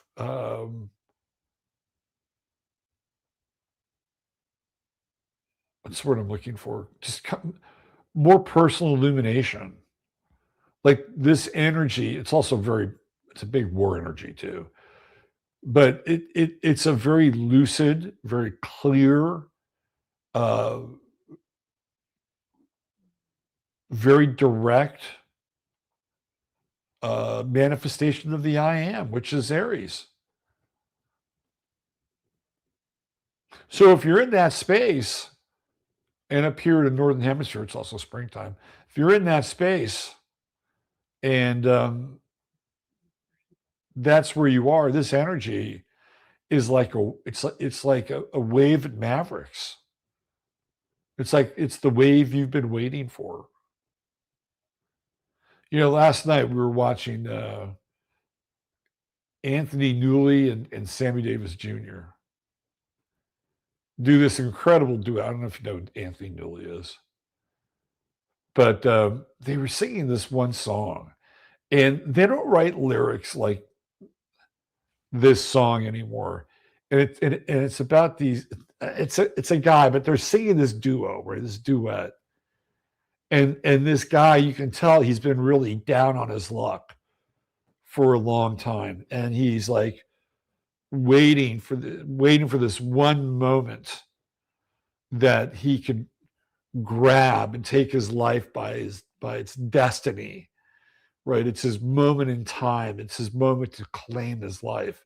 It's like this pivot, and these guys are singing about this, and I thought to myself, have I ever felt that in my life? Like I'll ask you the question: have you ever been in a period of your life where you have been working towards something and then you have this sense that the thing that you've been working towards, it's like right there. You can almost touch it. And all you have to do is just kind of step into it. And it's like it's your life. right? It's your moment of destiny. It's where everything pivots and changes. This is what this song was about. And it was the way that they sang it was kind of maudlin, but there was also it also had a lot of emotion and heart to it, right? But that's what this Aries energy feels like. So I guess what I'm saying is try to clear some things out. So wherever you are, you can catch that wave. It's big energy. It's big fucking energy. I mean, let's just look at it again. Mercury, right there. New moon, right there. New moon in Aries, Mercury, right there. Freshly minted Aries, right? Oh, look at Mars. We got even Mars in on the act. Yeah, look at that. Mars slipped under the radar. We got Mars in Aries. We got Saturn in Aries. We got Neptune in Aries. By God, if we're not at war by then, if I was the commander of war, if we're not at war by then, I'm fucking like pushing all the buttons to make it happen. No, I'm just talking about in your life in general, right? That's a lot of Aries. That's a lot of fire. That's a lot to take your life by the balls energy. So we're clearing it out. It feels like all this Pisces energy is just clearing out. It's clearing out the old, right? It's blowing out the pipes. April 2026 promises to be pretty interesting. Okay, so let's talk about Pisces in general. I wanted to bring a couple of like cross-cultural sort of touch points with Pisces. I'll just show you a couple here. In numerology, let me see if I can find it here. In numerology, this is Hans de Coes, who's a great numerologist. I bought his book years ago. It was really into numerology. The number 9 is very reminiscent of the sign of Pisces. So we're going to do a little cross-cultural sort of check. It is the highest of the cardinal numbers. The 9 is the most worldly and sophisticated of all. The 9, more than any other number, has global consciousness, a reservoir of giving with a generous downward spout. Well, that sounds a lot like Pisces Aquarius, doesn't it? The 9 lives in the world and understands the connection between all people, individuals, with this number of humanitarians who see no difference between their next door neighbor and people from other cultures on the other side of the world. The number 9 is the least judgmental of all numbers, the most tolerant, the most conscious. So it shares that with the sign of Pisces, numerologically, because it's the last number, right? And Pisces is the last sign. So there's immense crossover here with 9 in Pisces. I'll show you another example. The 9 is overwhelmingly loving and empathetic.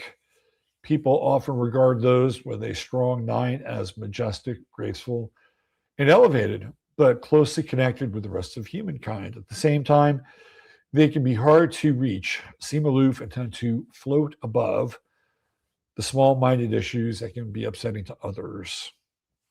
People either love or loathe 9 individuals. Doesn't it feel like that's kind of the way it is with Pisces as well? Like you either love Pisces people or you don't like them. Like there are astrologers who will shit on Pisces. They will.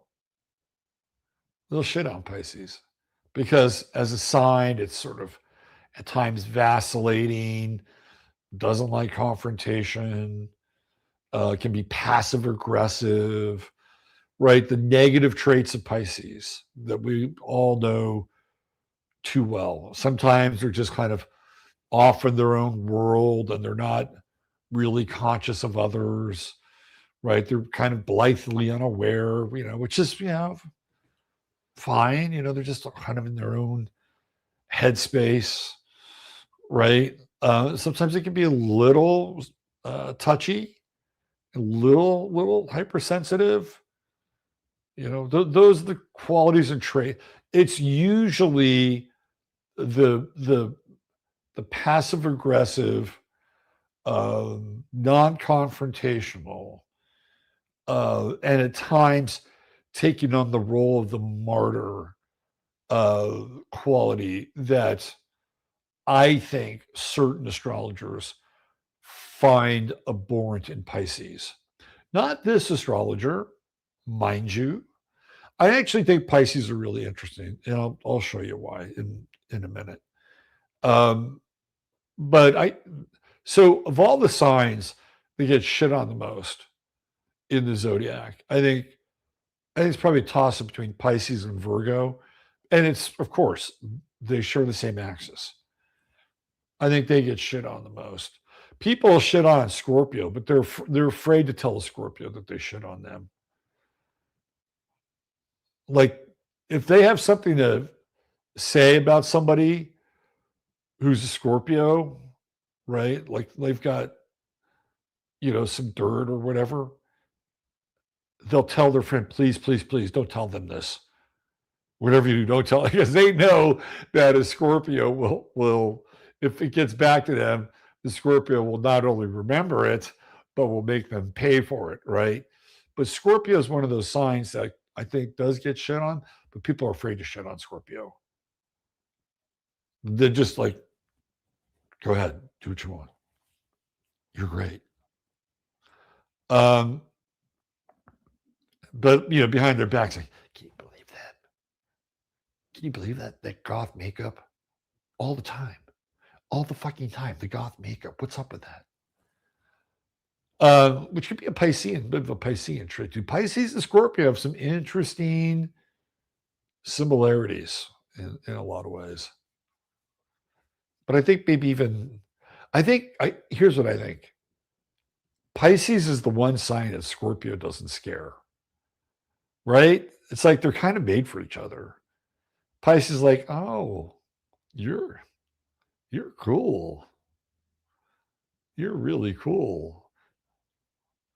You have a tattoo on your testicles. I mean, I'm being a little over the top, but Pisces is very accepting. And there's a kind of a Venn diagram in the goth world between the two.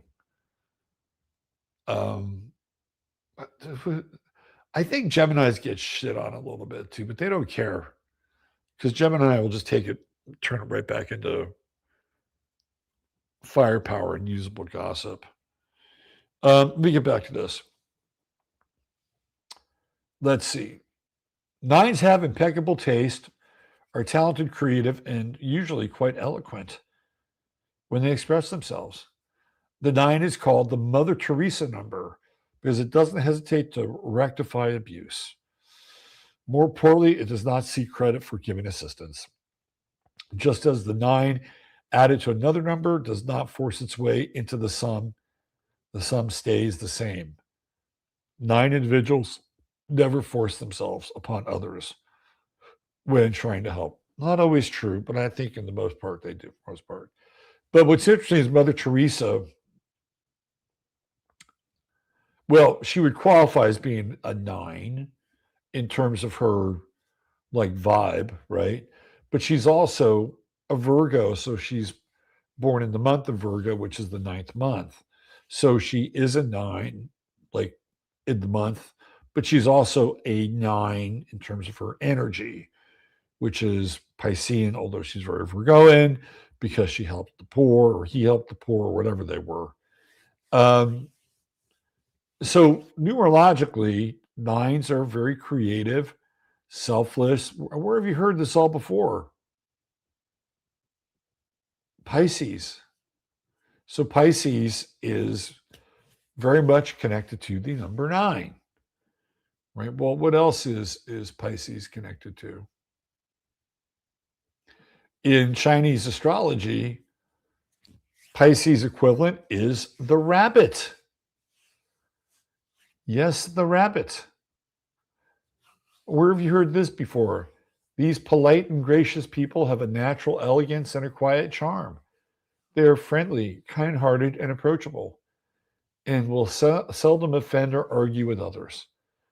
Instantly affable, rabbits are attractive to many and easily win other people's respect. Sounds very Piscean, doesn't it? Well, it's because this is Pisces, the equivalent in the Chinese zodiac. Many mistake rabbits' quiet and gentle nature for weakness and naivete, where in fact they're clever and unlikely to be taken advantage of. Rabbits have often have clear ideas and are endowed with tremendous willpower, self-discipline, and methodical approach that makes them single-minded in the pursuit of their goals.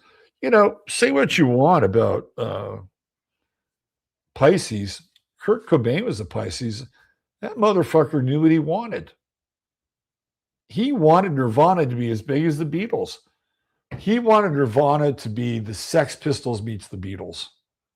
It's exactly what Kurt Cobain wanted. He knew he was driven. Nirvana signed with a major fucking label. Okay? A major label. Like that was, they're coming out of Seattle. They're part of the grunge scene and they're known for, being real and, independent and, fuck the man, right? And they signed with Geffen Records. Well, the reason they signed for Geffen Records, or signed with Geffen, one of the reasons, is that their management knew a friend of mine, a guy by the name of Ray Farrell. And Ray had worked at SST, which was this major punk rock label. Ray did distribution for SST. So Ray was legit. And Ray happens to be a Pisces, like Kurt Cobain. In fact, Ray was born on Leap Day. And great guy, Ray Farrell. And it was because of Ray that Nirvana and their management went with Geffen. He was the guy, right? From one Pisces to another Pisces, right? And for Kurt Cobain, that was, Geffen had the machine. And he wanted to be famous. Make no mistake about it, Kurt Cobain wanted to be a rock star. He wanted to be a rock star. So let's go back here. Rabbits often have clear ideas and are endowed with tremendous willpower and self-discipline. You don't think it takes willpower and self-discipline to forge a rock band into a tight unit like Nirvana? Damn right. Absolutely. They didn't just fuck around. I mean, they worked their ass off. Whilst they appear open and friendly, they're unlikely to reveal the rich innermost workings of their mind to anyone and everyone. However, this strength of mind also results in a tendency to escape reality. Rabbits may be strict with themselves, but are tolerant with others, generous with loved ones, and make faithful friends and partners. Male rabbits, by the way, generally don't marry. They are the most bachelor of all the Chinese signs. Female rabbits marry. And when they do, I don't know, maybe they have a lot of kids like rabbits do. Okay, we got one other Pisces connection here. And this is now some people may take may have a different opinion with this. But I think in the Mayan calendar, Ahau is Pisces. There's a connection because it is the last day sign, right? In that system, it is the 260th day sign in the Zolkin. And it is a lot like there's a connection between Pisces and Christ and Ahau, aka Kukulkan, right? I'll just read this. In the Mayan calendar, the sun Ahau is a sacred sign. The meaning of the sign is the sun, power, flowers. Now you think it's Leo, but this is the final sign.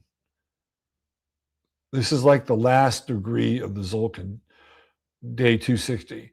The patron saint is Hunapu, the god of the sun, Kukulkan, the carrier of the sun. The ancient Mayan empire was ruled by powerful overlords, representative of the gods. It was believed that they are a symbol of energy, life, and health of the whole society. The sign of the sun is the personification of everything perfect and noble, including the world of the ancestors. It's believed that the souls of the dead can return, blossom like flowers on the world tree, hence the second name of the sign, flower. The Mayans considered the sign of the sun the personification of strength, power, higher consciousness. Now, yes, it is connect. It does look like Leo, but I think a how is related to the sign of Pisces because of where it shows up. And I'll show you. Let's see, I'll do this right here. And I wouldn't here. I don't know why I'm doing this. Today's Keeb. Today's 11 Keeb. Let me see if I can find you the Mayan calendar. Hold on. I'll show you where a how is. Give me 1 second. Let's see.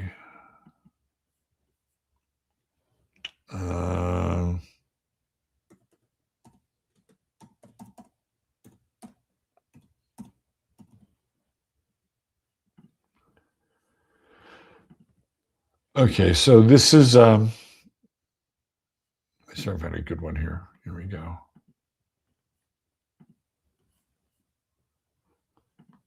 Okay, so this is the Zolkin, and here we have the 260 days.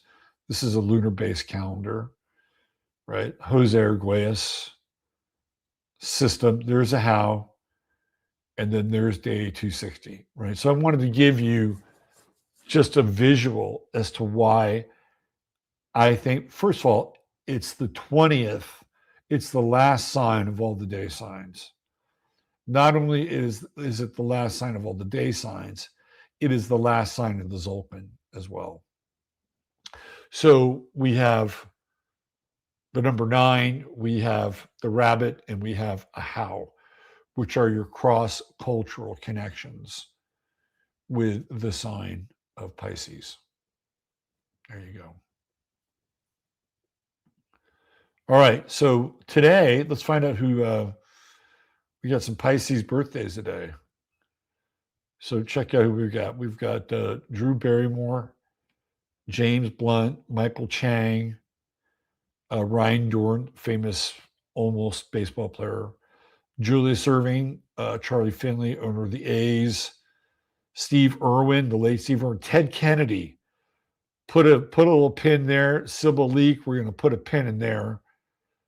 Kyle McLaughlin, Dan Millman, George Washington, Robert Wadlow, tallest man in the world, Arthur Schopenhauer, Niki Lauda, the race car driver, Luis Buñuel, the great surrealist, Jerry Ryan, 7 of 9, Bradley Noel, the deceased rock star, New Jersey, Christine Keeler, who was part of the Profumo affair, the actor Jonathan Demme, Heinrich Hertz, Cotton Mather, and Jason Williams, the basketball player who accidentally shot somebody. Did some jail time for it as well. Today's his birthday. So let's just go over these a few more times here. We've got Drew Barrymore, James Blunt, Michael Chang, the tennis player. Ryan Duran threw a fastball about 106 miles per hour, but he couldn't control it.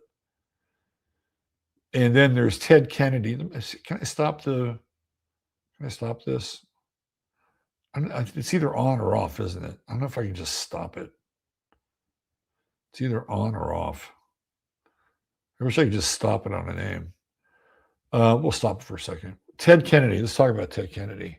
So number one, he's a Pisces. And what does he get known? What is Ted Kennedy known for?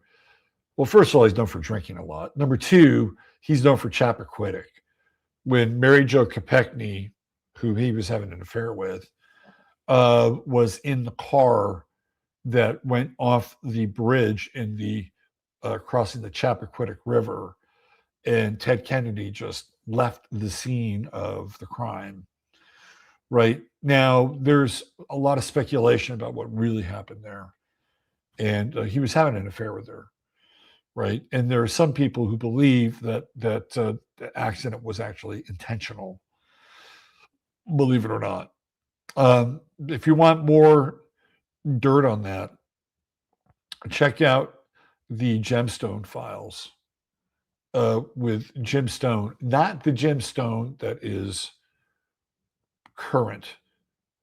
There was a Jim Stone that was before that Jim Stone, who wrote a book called the Gemstone Files. And he talks about Teddy Kennedy. And the first person that Teddy Kennedy called after this thing happened was Aristotle Onassis.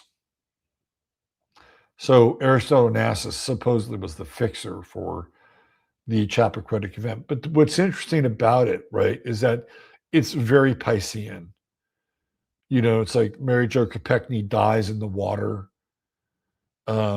There's a lot of mystery that shrouds that event. And for a long time, Ted Kennedy could not run for president because he had Chappaquiddick looming over him.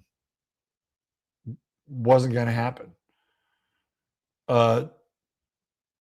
What's also interesting is, like we talked about the connection between Pisces and Scorpio, is Bobby was a Scorpio.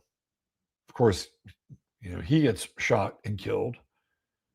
And Ted doesn't shoot and kill. So it's interesting that of all the Kennedys, he's the one that's not offed. But he's the one that can't become president because somebody else is offed around him, which in a lot of ways is very Piscean, right? So there's an interesting aspect to Ted Kennedy, and he's got this cloud, right, that hangs over his head for years. And eventually he kind of puts together a run for the presidency, and it's not that great, right? The Kennedy glamour has worn off, any kind of momentum. Chappaquiddick is still this kind of stench that's on Ted Kennedy. Let me see if we can find his chart. Let's take a look at this chart.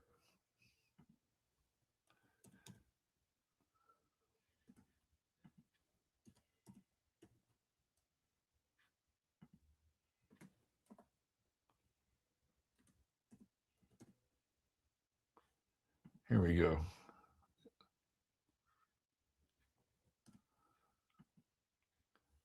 All right. So today's his birthday, obviously. Okay, here we go. Let's take a look at Ted Kennedy's chart.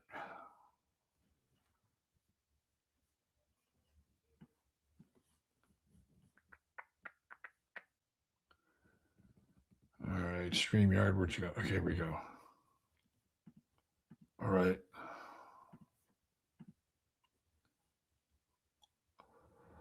Yeah, I was checking to see if he had anything in the 8th house. He has Jupiter in Leo in the 8th house. Interesting. And it's in a trine with Venus and Uranus. A lot of people, what's interesting about Pisces? I was going to bring this up. One of the reasons why Pisces is so complex is, number one, Pisces is the last sign. Okay. And I've said this before, but if you're new, all other 11 signs, right, they all flow into Pisces.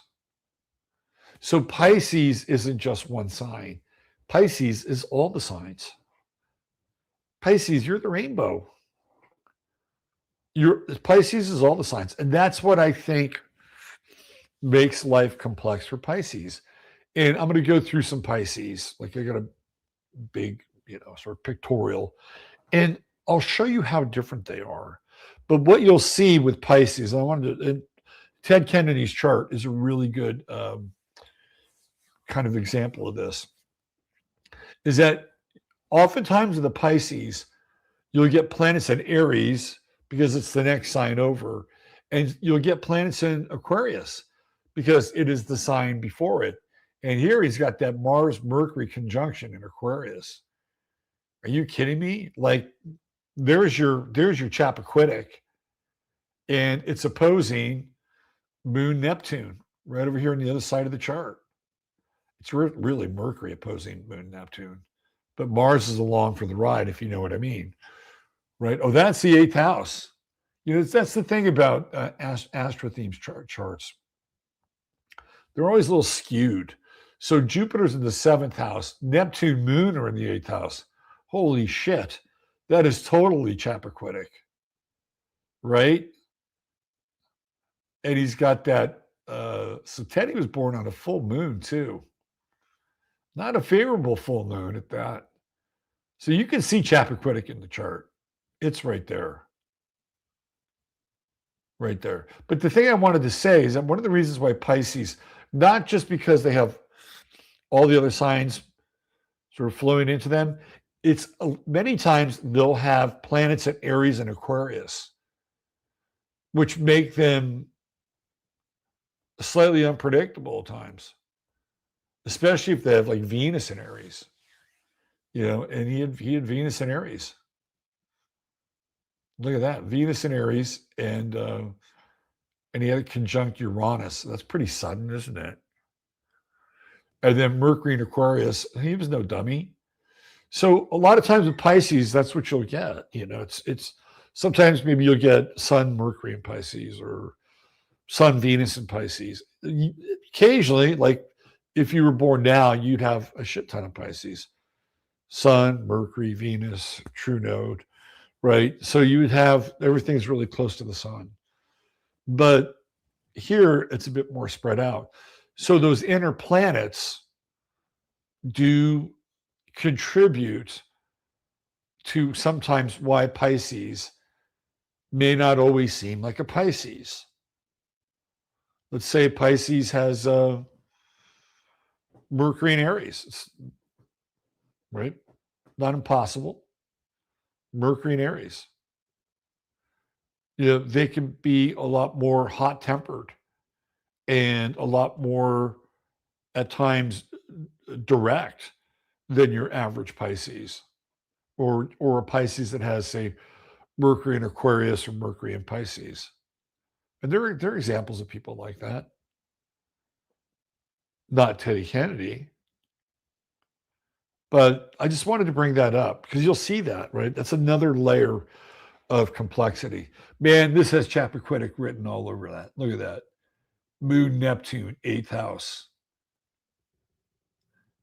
And Sun, Mercury, Mars opposition. And even Pluto, like look at Pluto in the seventh house, like in a relationship, and he dies. He died, Venus, Pluto square. Oh man, what a cheating bastard he is. Or was. I mean, yeah, he's a Kennedy, but this was not the Kennedy to become president. I can tell you that right now. Let me talk about Sybil Leek for a second. She is very interesting. Sybil Leek probably did more. Today is Sybil Leek's birthday. And let me show you what Sybil Leek looked like. So she was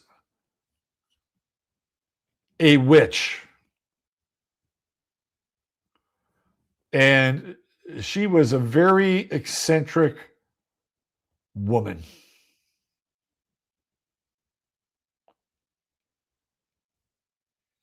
To say the least. And she always had this bird with her, right? And what's interesting about Sybil Leek is that she popularized She was like one of the first people that popularized the occult in the 1950s, 1960s. She was English, right? But she was a full-on witch. She was also an astrologer. How to Be Your Own Astrologer by Sybil Leek. And she had her little power totem there. Right? Is that a raven? And she was also hired by the CIA and MI6. You get the Sybil Leek Book of Fortune Telling. Star Speak, your body language from the stars. Sybil. So there you go. I guess that makes me a witch. Sybil Leek, My Life in Astrology. Star-crossed adventures, professional secrets, and case histories.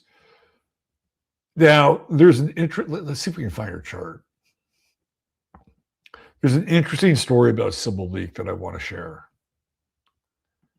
And I just saw it the other day, and I tried to find it. And I couldn't find it, but what I'm going to do is I'm going to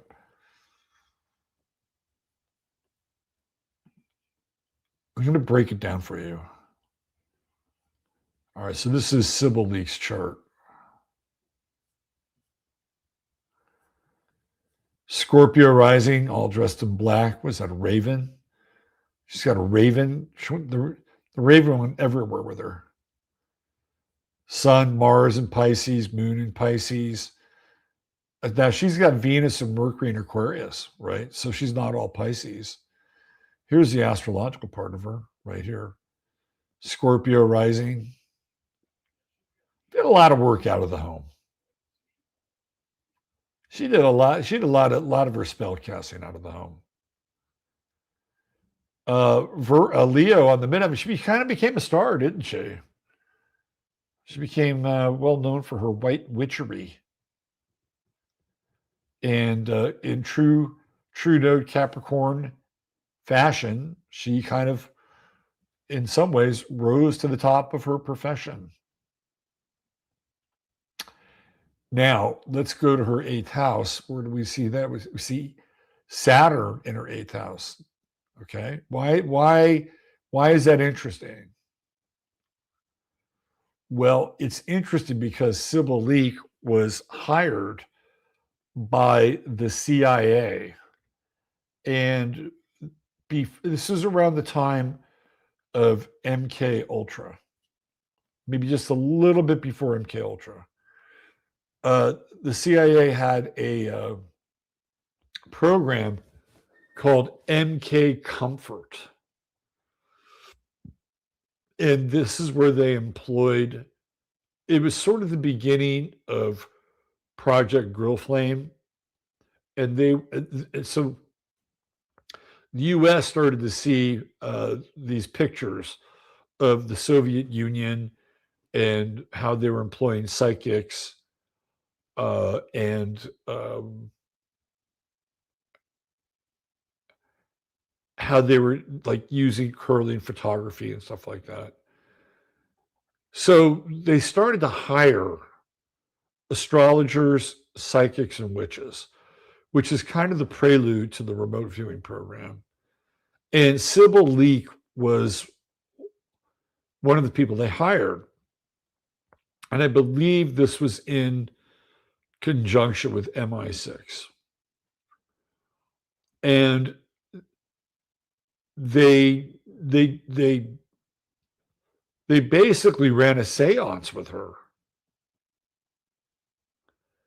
And what came through, I wish I had the video. What came through absolutely chilled them to the core. And they had come in contact with the purest voice of evil that they had ever heard or had any context. Like there is evil with a small case V. This was evil with a capital V, capital EV. Small case E, capital E, evil. Okay. So what did this malevolent spirit say? It basically said that I own your world and I own each and every one of you. Not only when you are on the earth, but when you leave it as well. So this is what came through Sybil Leek and these guys from the CIA and MI6. And so what happened with the CIA guys is that they started to look very heavily into exorcisms and how to deal with supernatural evil. Now, there are some theories that out of this group that came in contact with this evil that Sybil Leek was able to tap into, that they kind of forked off and created more or less like a hardcore Christian sort of nationalist wing, right wing of the CIA. Now, I don't know if it still exists. It might still exist. But they did that with the sole purpose of trying to fight this evil.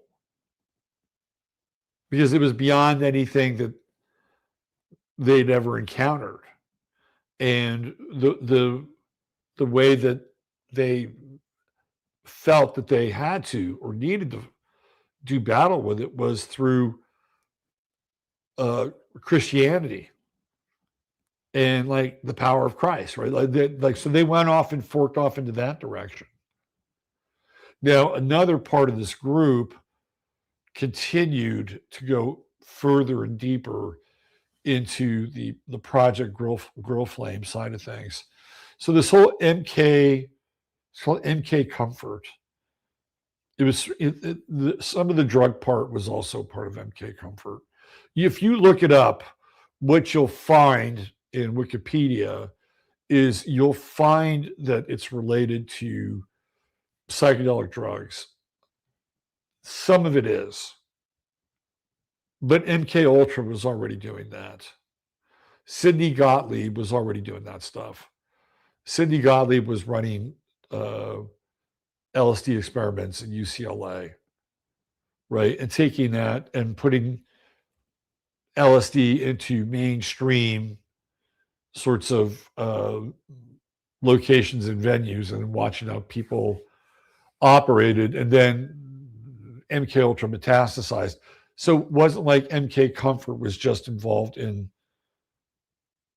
this idea of manipulating the population and minds and consciousness through drugs. MK Ultra was doing that. MK Comfort was a couple levels deeper, and it was definitely into trying to figure out how these supernatural forces work. And it was really because of the Russians. And the Russians were the ones that were deep into parapsychology. And so Sybil Leek is famous, right? She's a famous astrologer. She was like a celebrity on English TV. And in a lot of ways, she's Linda Goodman before Linda Goodman. like Linda Goodman becomes a much more photogenic version of Sybil Leek, although Sybil Leek was a witch. I mean, she was a full-on witch. I mean, she, would do ceremonies, was a pagan, but, she was very big into astrology. And apparently, MK Comfort hired astrologers. So the CIA, would have like, hey, can you do Castro's chart? I mean, they actually hired people to do this shit. She has an interesting chart. Very interesting chart. And you can tell, man, she's got, I say, if she was my client, say, you know what, Sybil, you might have a knack for astrology. You have Mercury, Venus, Uranus in Aquarius. You might have a knack for astrology, Sybil. You may want to take that up. It's kind of a force, right? Sun-Mars conjunction in Pisces. Trine Pluto, grand trine. Look at that with the ascendant. Pluto trining the ascendant. Man, this woman has some power. She has some supernatural power. She's got a kite pattern too. Jupiter in Taurus. Look at that. She made some money. I don't know how much she made, but looks like she had a publishing deal. Neptune in the 9th house. Yep. Saturn and Pluto. Man, that is really supernatural, isn't it? Pluto in the 8th house, trying Sun Mars, trying the ascendant. Mars Sun trying the ascendant. As they say in Massachusetts, that's wicked power. Wicked power. All right, let's take a look at some Pisces in general. I got a whole list of them here. Hold on. Where'd they go?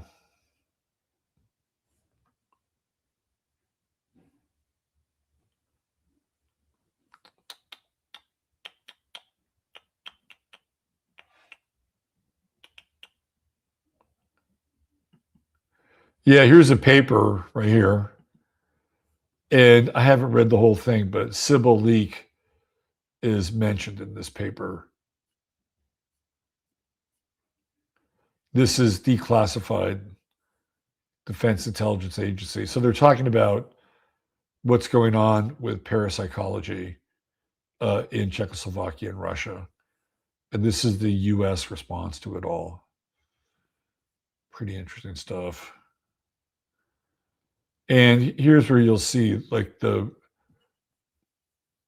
description of MK often. So they'll talk about the drugs. There's a lot more to MK often than just the drugs. Trust me. Okay. Let me see. Let's do this.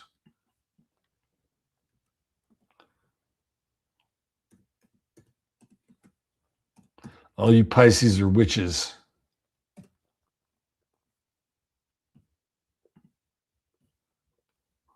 Okay. Let me see what we got here. All right, let's take a look at some. And this is just to show you all how different Pisces is from person to person, sign to sign. Here we go. All right. George Washington, of course, he's number one. Michelangelo, very creative guy. Mikhail Gorbachev, he was so mutable that he helped Russia become Russia again. will.i.am, a very creative guy from the Black Eyed Peas. Andrew Jackson. See now, Andrew Jackson, Mr. Trail of Tears, Mr. Fuck the Rothschilds, complex character, Pisces. Am I right? I'm right. Anne Bonny, a pirate Pisces. And there's this guy. Remember him? Remember how popular he was during COVID? Yeah, I'll do anything. I'll be a Pisces. I'll do anything for you. Valentina Tereskova. Looks a little bit like a dude. That's a heavy-duty Pisces. All right, who else we have? Rupert Murdoch. We have a magnet, Pisces. Carol Bayer Sager, singer, Pisces. Constantine the Great, the man who reformed Christianity, Pisces. The greatest criminal mind of all time, Bugsy Siegel, the man who theoretically might even be responsible for Bitcoin, Bugsy Siegel, Pisces. Reza Shah Pahlavi, that's the Shah's father, Pisces. Jason Newsted from Metallica, Pisces.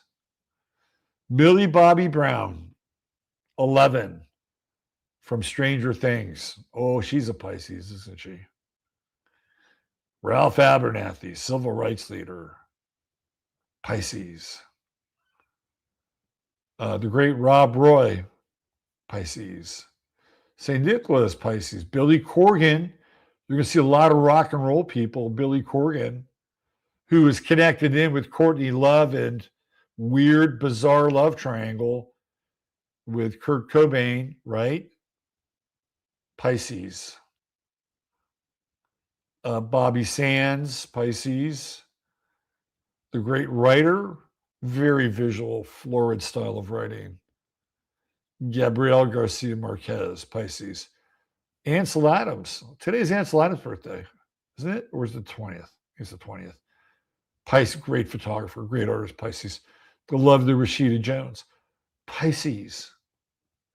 Liza Minnelli, Pisces, singer. Look how different these people are. Jamie Dimon, the vulture capitalist, Pisces.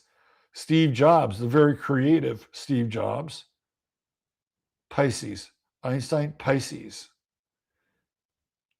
Samuel Pepys, the great diarist, the man who wrote about the early days of America, Pisces. The first man in space, supposedly, Yuri Gagarin, Pisces. Levi Strauss, the anthropologist, Pisces. George Harrison, of course. Mystical George, Pisces. Seal, Rihanna, musical, Pisces.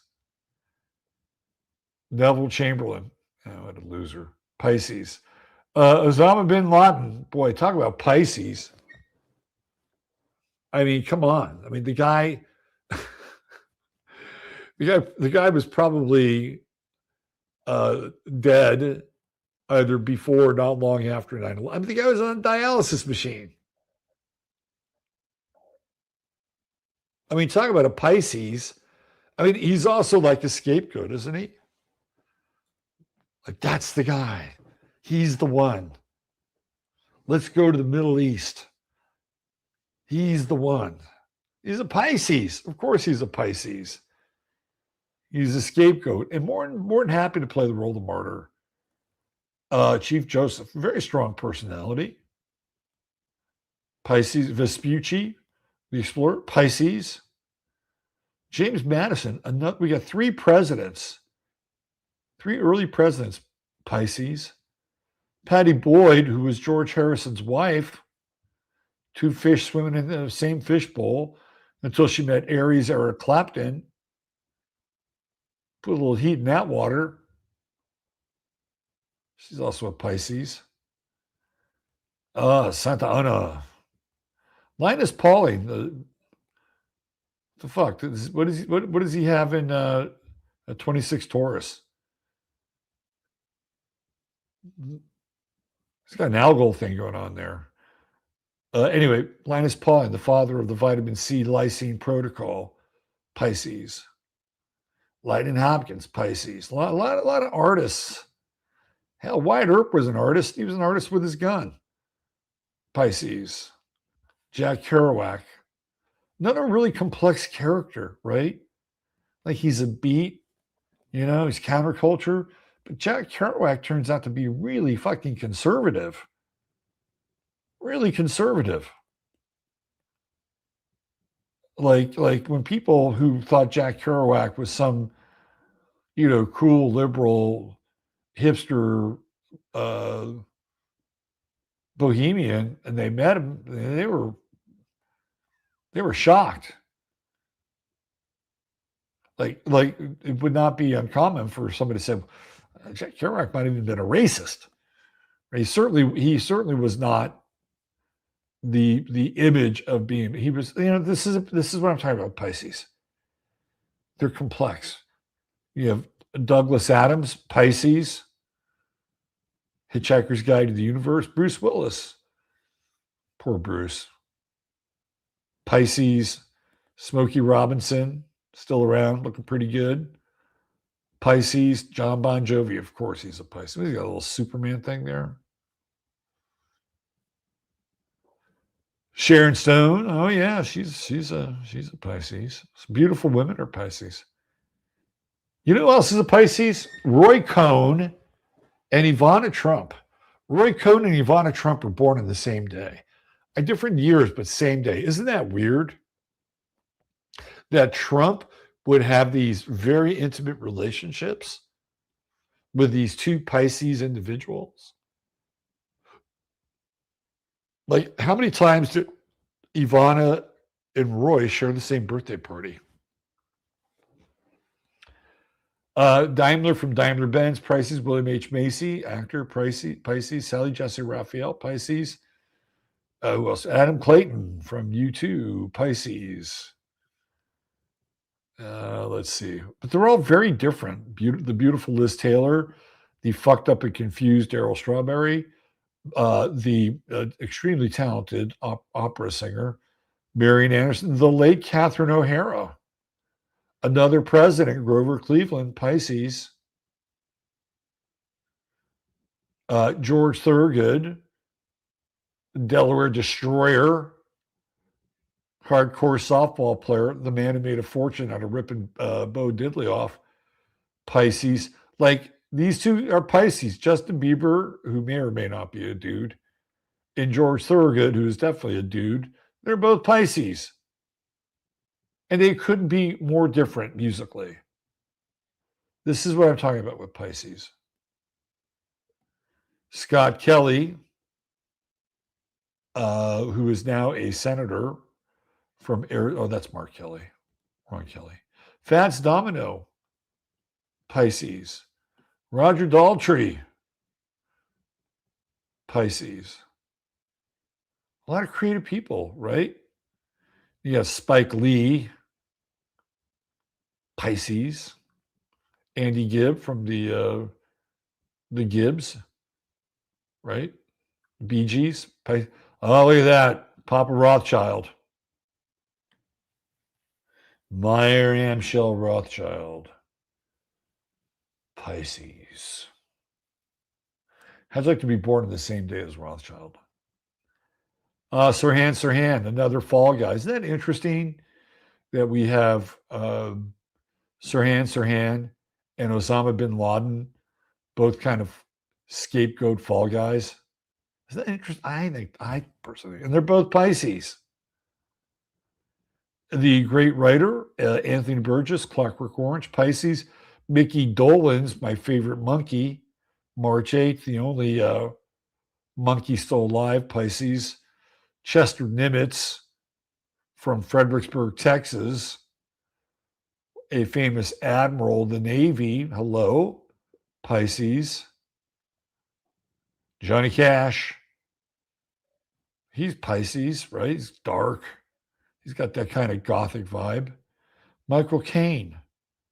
You know what's interesting about Michael Caine is he's in that movie, The Man Who Would Be King, and he's with Sean Connery, and Connery's a Virgo. And so they have the Virgo Pisces thing going on in that movie. If you haven't seen The Man Who Would Be King, I would watch it for a number of reasons. Number one, it has two great actors, Michael Caine and Sean Connery. And number two, it has a lot of Freemasonry in the movie. And number three, The Pisces Virgo opposition, where two men become rivals, is clearly played out in that movie in opposite signs. So there you go. Pisces. Mitt Romney, Pisces. Steph Curry, Pisces. Look at him. Looks like he's in a trance. Steph Curry, stop doing business with Israel. Erdogan, look at that. Pisces. Yitzhak Rabin. A lot of world leaders that are Pisces. You think Pisces are incapable of leading? Think again. And you got a boxer. You got a couple boxers here.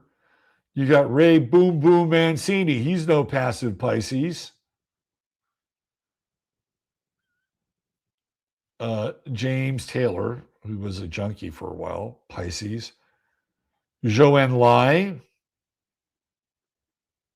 from the Vietnam War, early China expansion days, Pisces. Some of the women are Pisces. There's Kurt Cobain, Pisces, of course. Drew Barrymore, Pisces. John Steinbeck, the novelist, Pisces. Chappelle Roan, singer. Vanessa Williams, great singer, beautiful. Pisces. There's the grouchy Bryan Cranston. And we got Bobby Fischer. You think he's passive? You think Bobby Fischer's just a passive Pisces? Hell no. Bobby Fischer went all in on the evils of Judaism. And he was a Jew. I mean, talk about us fish swimming in the other direction. Holy shit. You got W.E.B. Du Bois, Pisces, first figurehead of the NAACP, also a full-blown communist, inserted by his handlers. Shaquille O'Neal, Pisces. Dr. Seuss, weird dude. He was a weird dude. Dr. Seuss was a weird dude. Pisces. Frederick Chopin, fantastic music. Pisces. Queen Latifah, Pisces. Look at it. Dr. Seuss and Mr. Rogers. They kind of even look alike, don't they? That's weird. That Dr. Seuss and Mr. Rogers are Pisces. That's fascinating shit. All right. Jennifer Love Hewitt, Pisces. Who else? Terrence Howard. He had his little 15 minutes of fame. When will he be back with some more crazy ideas? He was like, you know what he was like in the Pisces world, right? He was like this fish that just flopped out of the water for a while. It was flopping around and saying a bunch of crazy shit that some of you like think about, wow, that kind of makes sense, Terrence. Yeah, and then this other guy comes along, I forget his name, and then he starts to do Terrence Howard shtick a little bit and gets on Joe Rogan. It's like, let's bring this other black guy out there who is equally as out there as Terrence. And then Terrence Howard kind of goes back into the ocean again. But while he was flapping around there, I was like, what the fuck? Man, Terrence Howard, you've been working on some shit. Flavor Flav, of course he's a Pisces. The great Bobby Orr. Hockey is a Piscean sport because you play on ice. You play on ice. And then we get slippery characters like Harvey Weinstein and Alan Greenspan and Earl Warren, the head of the Warren Commission. All three of these slippery fucking characters. Roger Goodell, slippery character. Here she is, the lovely Carrie Underwood, Miss Pisces. Fish McConnell. Fish McConnell. Talk about the right name for a person.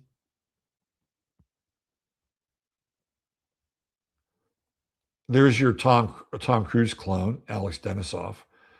Daniel Craig. I don't like Daniel Craig as James Bond. The Virgo was better. Draymond Green, of course, another Pisces. He's a fucking bully. You have passive Pisces, you have bully Pisces. Now, Edward James Olmos.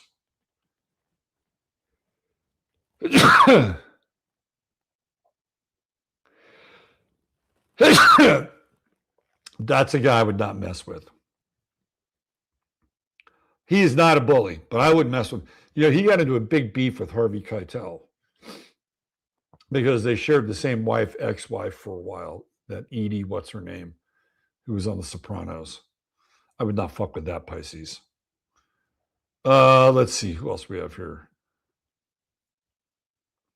James Earl Ray, another martyr, scapegoat. A lot of scapegoats born under Pisces. Josh Groban. You guys like Josh Groban? I'm not. The great Vivaldi. You got Vivaldi of Pisces, and then you've got Chopin of Pisces. Beautiful. Patty Hearst. We talked. It's her birthday today. Patty Hearst doing American Terrorist cosplay when she was with the SLA. Wasn't that a trip? She used to come into the drugstore I used to work at. People would say, "Oh, Patty Hearst is in. Patty Hearst is in." In fact, she came through my line one time. Kelsey Grammer, very talented guy. You'll find this with Pisces. They're talented people. I bet you James Earl Ray could fucking play the piano and sing rhythm and blues and shit. Let's see. Alain Prost. Roger Goodell gets listed twice. That's wild. So Prost is really interesting because his great rival was the Brazilian driver. I space out on his name. Fuck. I always space out on his name. You guys know it. As soon as there are some names I always space out on.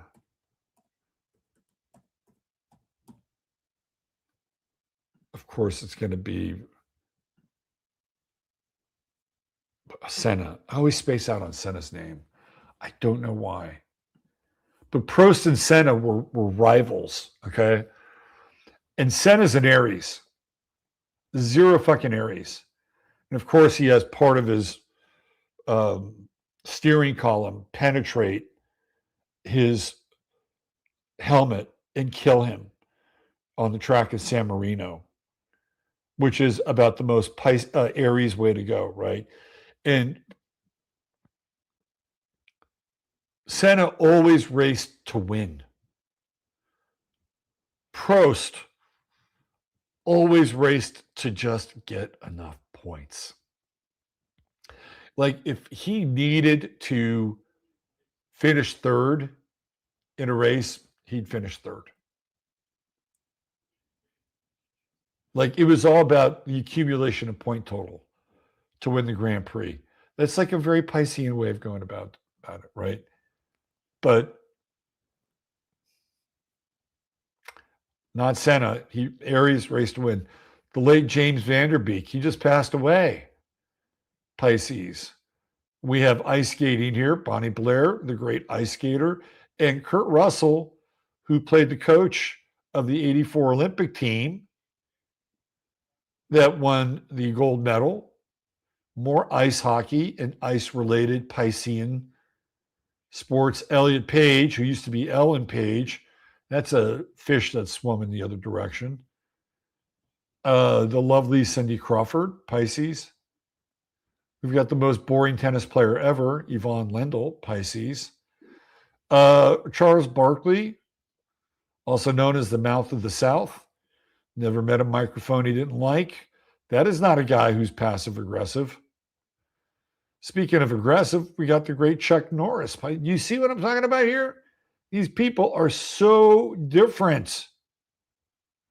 Mr. Unibrow, Anthony Davis, Pisces.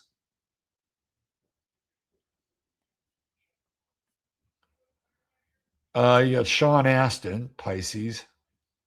didn't he marry out of his he punched way above his weight with his marriage, I think. Ric Flair, Pisces. Billy Crystal, comedian. He's one of these guys who's a shapeshifter, right? Because he does all these impressions, which is very Piscean. Bad Bunny's a Pisces. Eric Lindros, another hockey. There is a connection between hockey and Pisces. I'm telling you right now. And the Americans just won the gold medal under the sign of Pisces, right? Fresh. All right, who else? We'll do a few more. Let's see. Anybody I know? Eddie Murray, good ball player.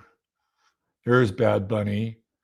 There's that pervert Carl Reiner. John Hamm. That guy's complicated. He's got a dark past. He's a Pisces. Robert Mugabe, bloody motherfucker, Pisces. Phil Esposito, another great hockey player. We got Bobby Orr. We got Phil Esposito. We got Eric Lindros. We've got Bonnie Blair, the skater. Ice hockey is freaking Piscean. Jason Aldean, remember him? That Route 66 thing in Las Vegas. Jerry Lewis, of course, he's a Pisces. That motherfucker was complex. And he was one of these guys who either loved him or you hated him. There was no in between with Jerry Lewis. He evoked very strong feelings. Am I right? Lots of baseball players, Pisces. Let's see anybody else here. That's interesting. Ralph Nader, Pisces. Quincy Jones. Quincy Jones in this interview, wild interview before he died. He asked the interviewer what his sign is.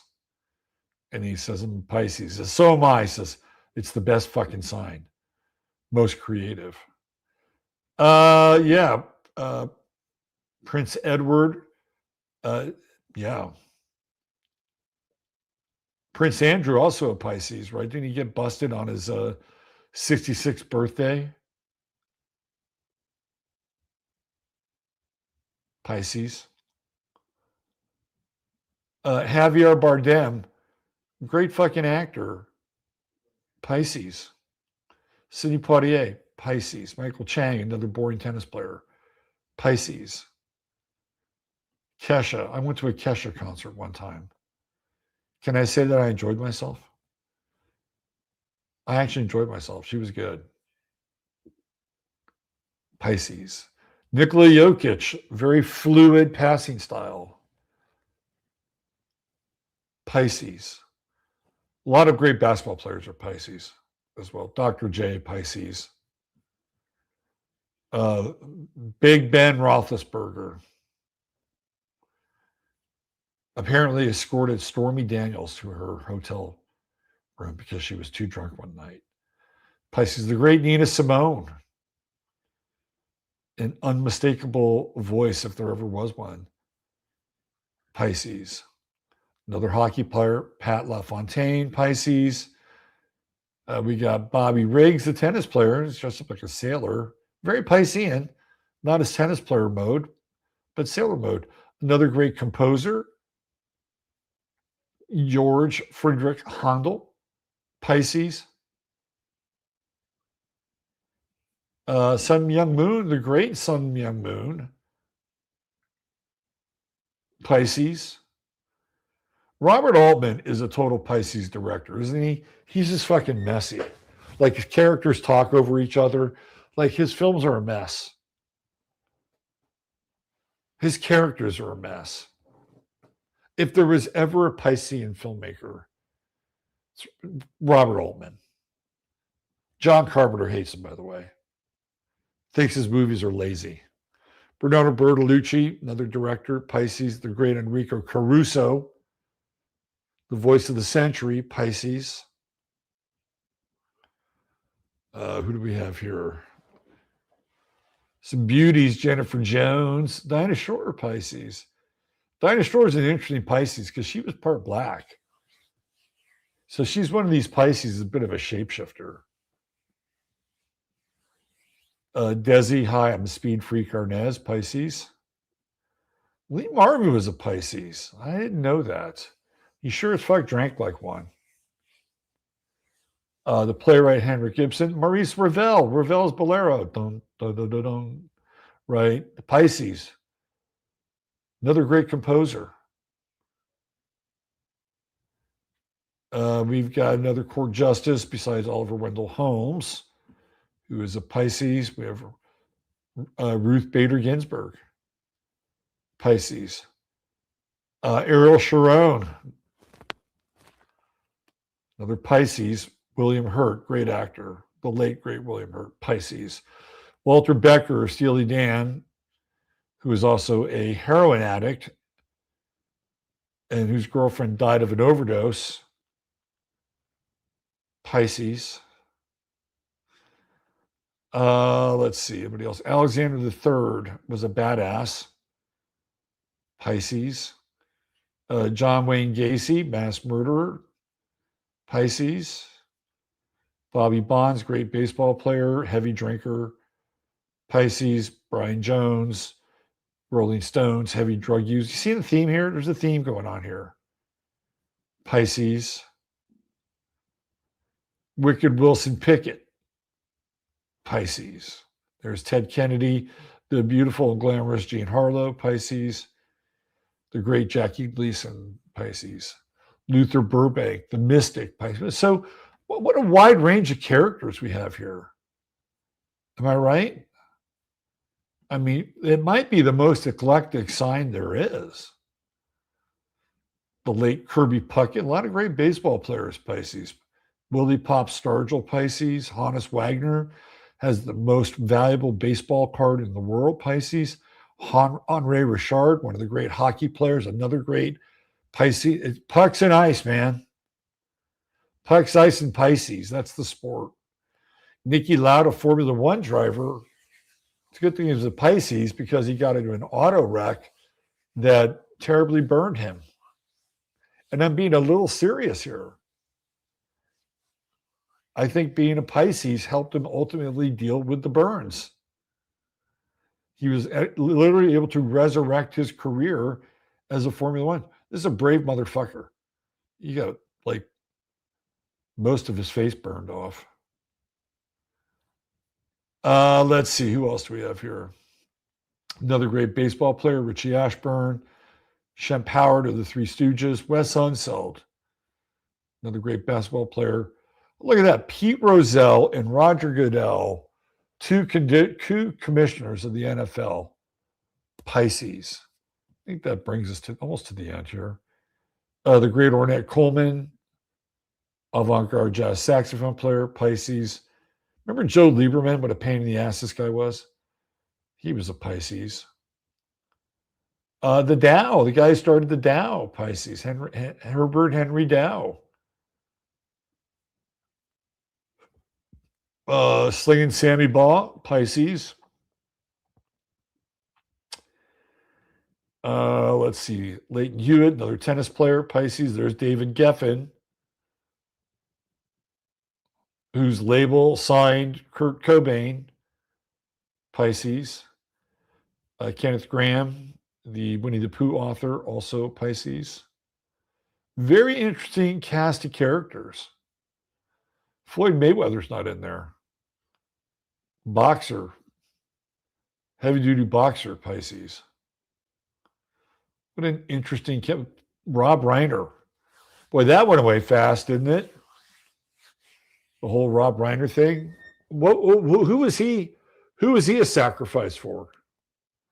There was some dark shit going on there, right? There was like some really, really dark shit.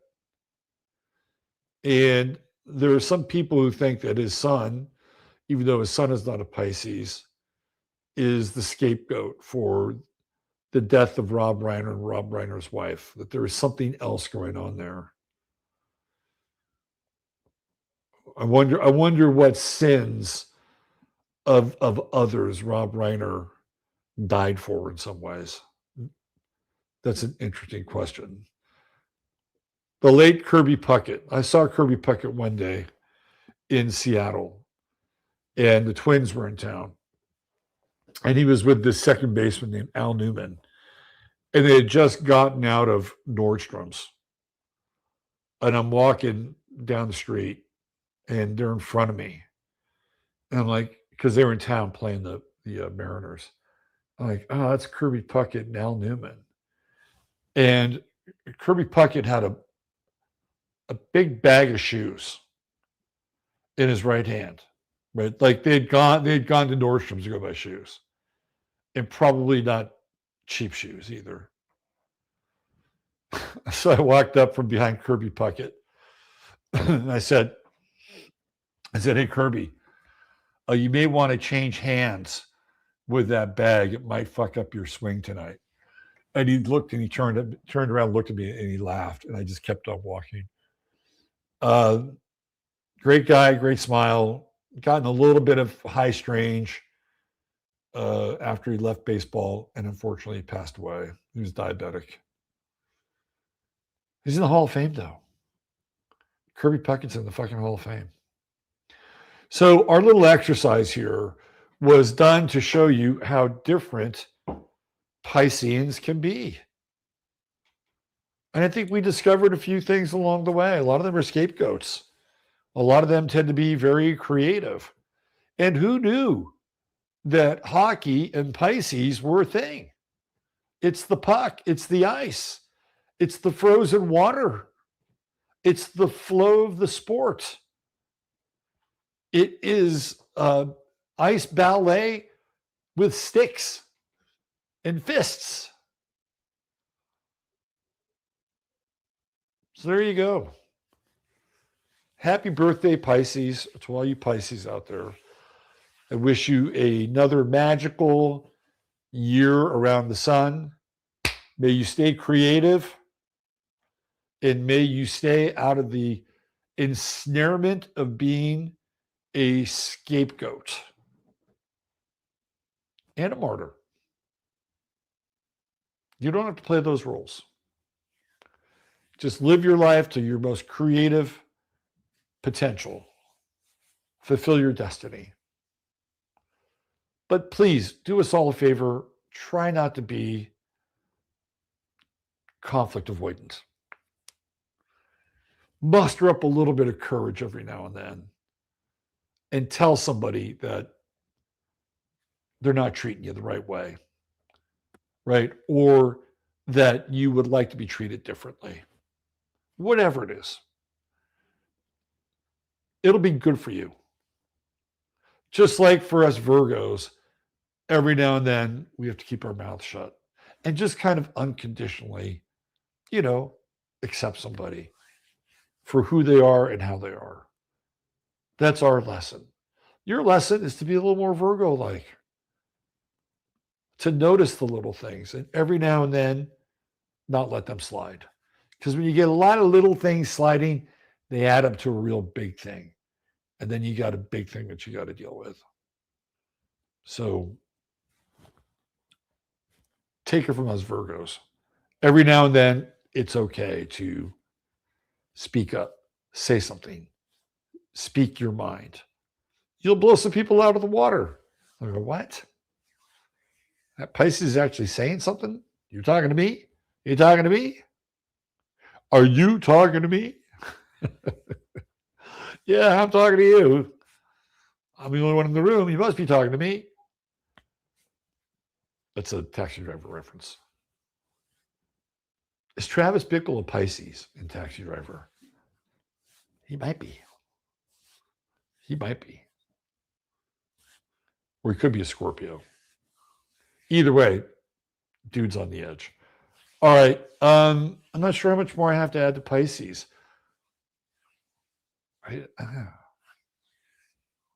Yeah. I think we covered it. And if we haven't covered it, well, I'm sure we got a couple more weeks to talk about Pisces. And because we're just getting started. And there's a flow, man. There's a lot of it out there. There's a lot of Pisces in the air right now. So there's plenty. There's plenty to talk about here. Go back and let's see. We got the eclipse coming up. We got Mercury retrograde, which we've covered. We've got the Saturn Neptune conjunction getting ready to creep up on Iran's IC. We got into Iran's chart a little bit. We got into Sybil leak.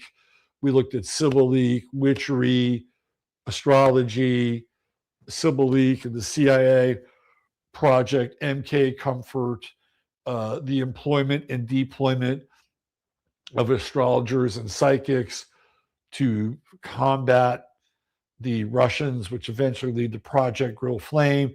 We got into Ted Kennedy's chart, not dead Kennedys, but Ted Kennedy's, and Chappaquiddick and Mary Jo Kopechne, who I think was a Virgo, by the way. I'm pretty sure she was a Virgo.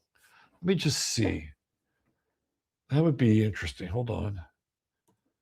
Mary Jo Kopechne. Let me just see. She's a Leo. July 26th. She was pretty. She was an attractive woman. I can see why Ted was a little smitten with Mary Jo Kopechne.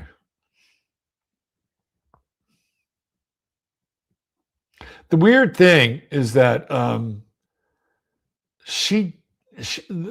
level of water she drowned in was not huge. Look at this. I got to show this to you guys. This is how the press was back then. You guys have to see this. This is how the press was back then.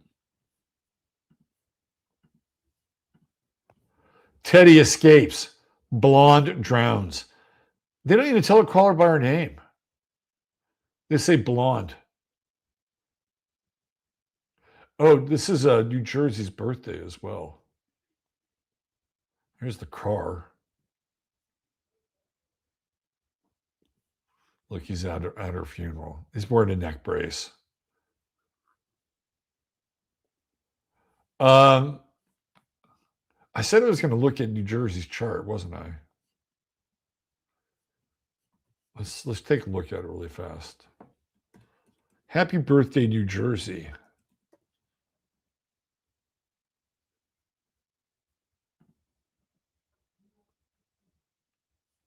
Oh, it's Jersey City in New Jersey.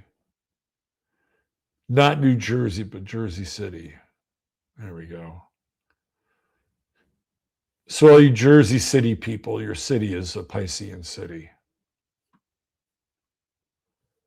Right there. It's not New Jersey. Jersey City. Scorpio rising. Right across the river, right there, right? Is that the river? There's New York. Or is that Jersey City? I don't know.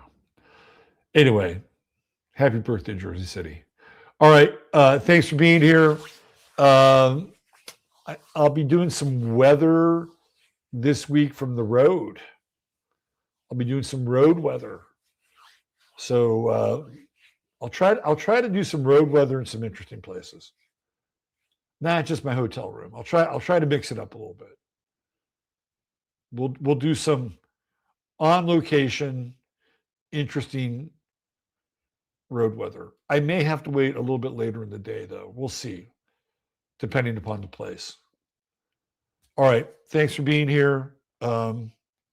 Mods, for whatever you did tonight in chat. I appreciate you for that. And Chataria, bless your pointy little heads. You're all fantastic. Really couldn't do this without you. I mean, everybody that watches the show, because I'd just be some guy just talking to my computer if you weren't there. And that kind of qualifies crazy. Anyway, thank you for being here. That'll do it. Have a great week. God bless. Love you all. And Robert Phoenix signing off for now.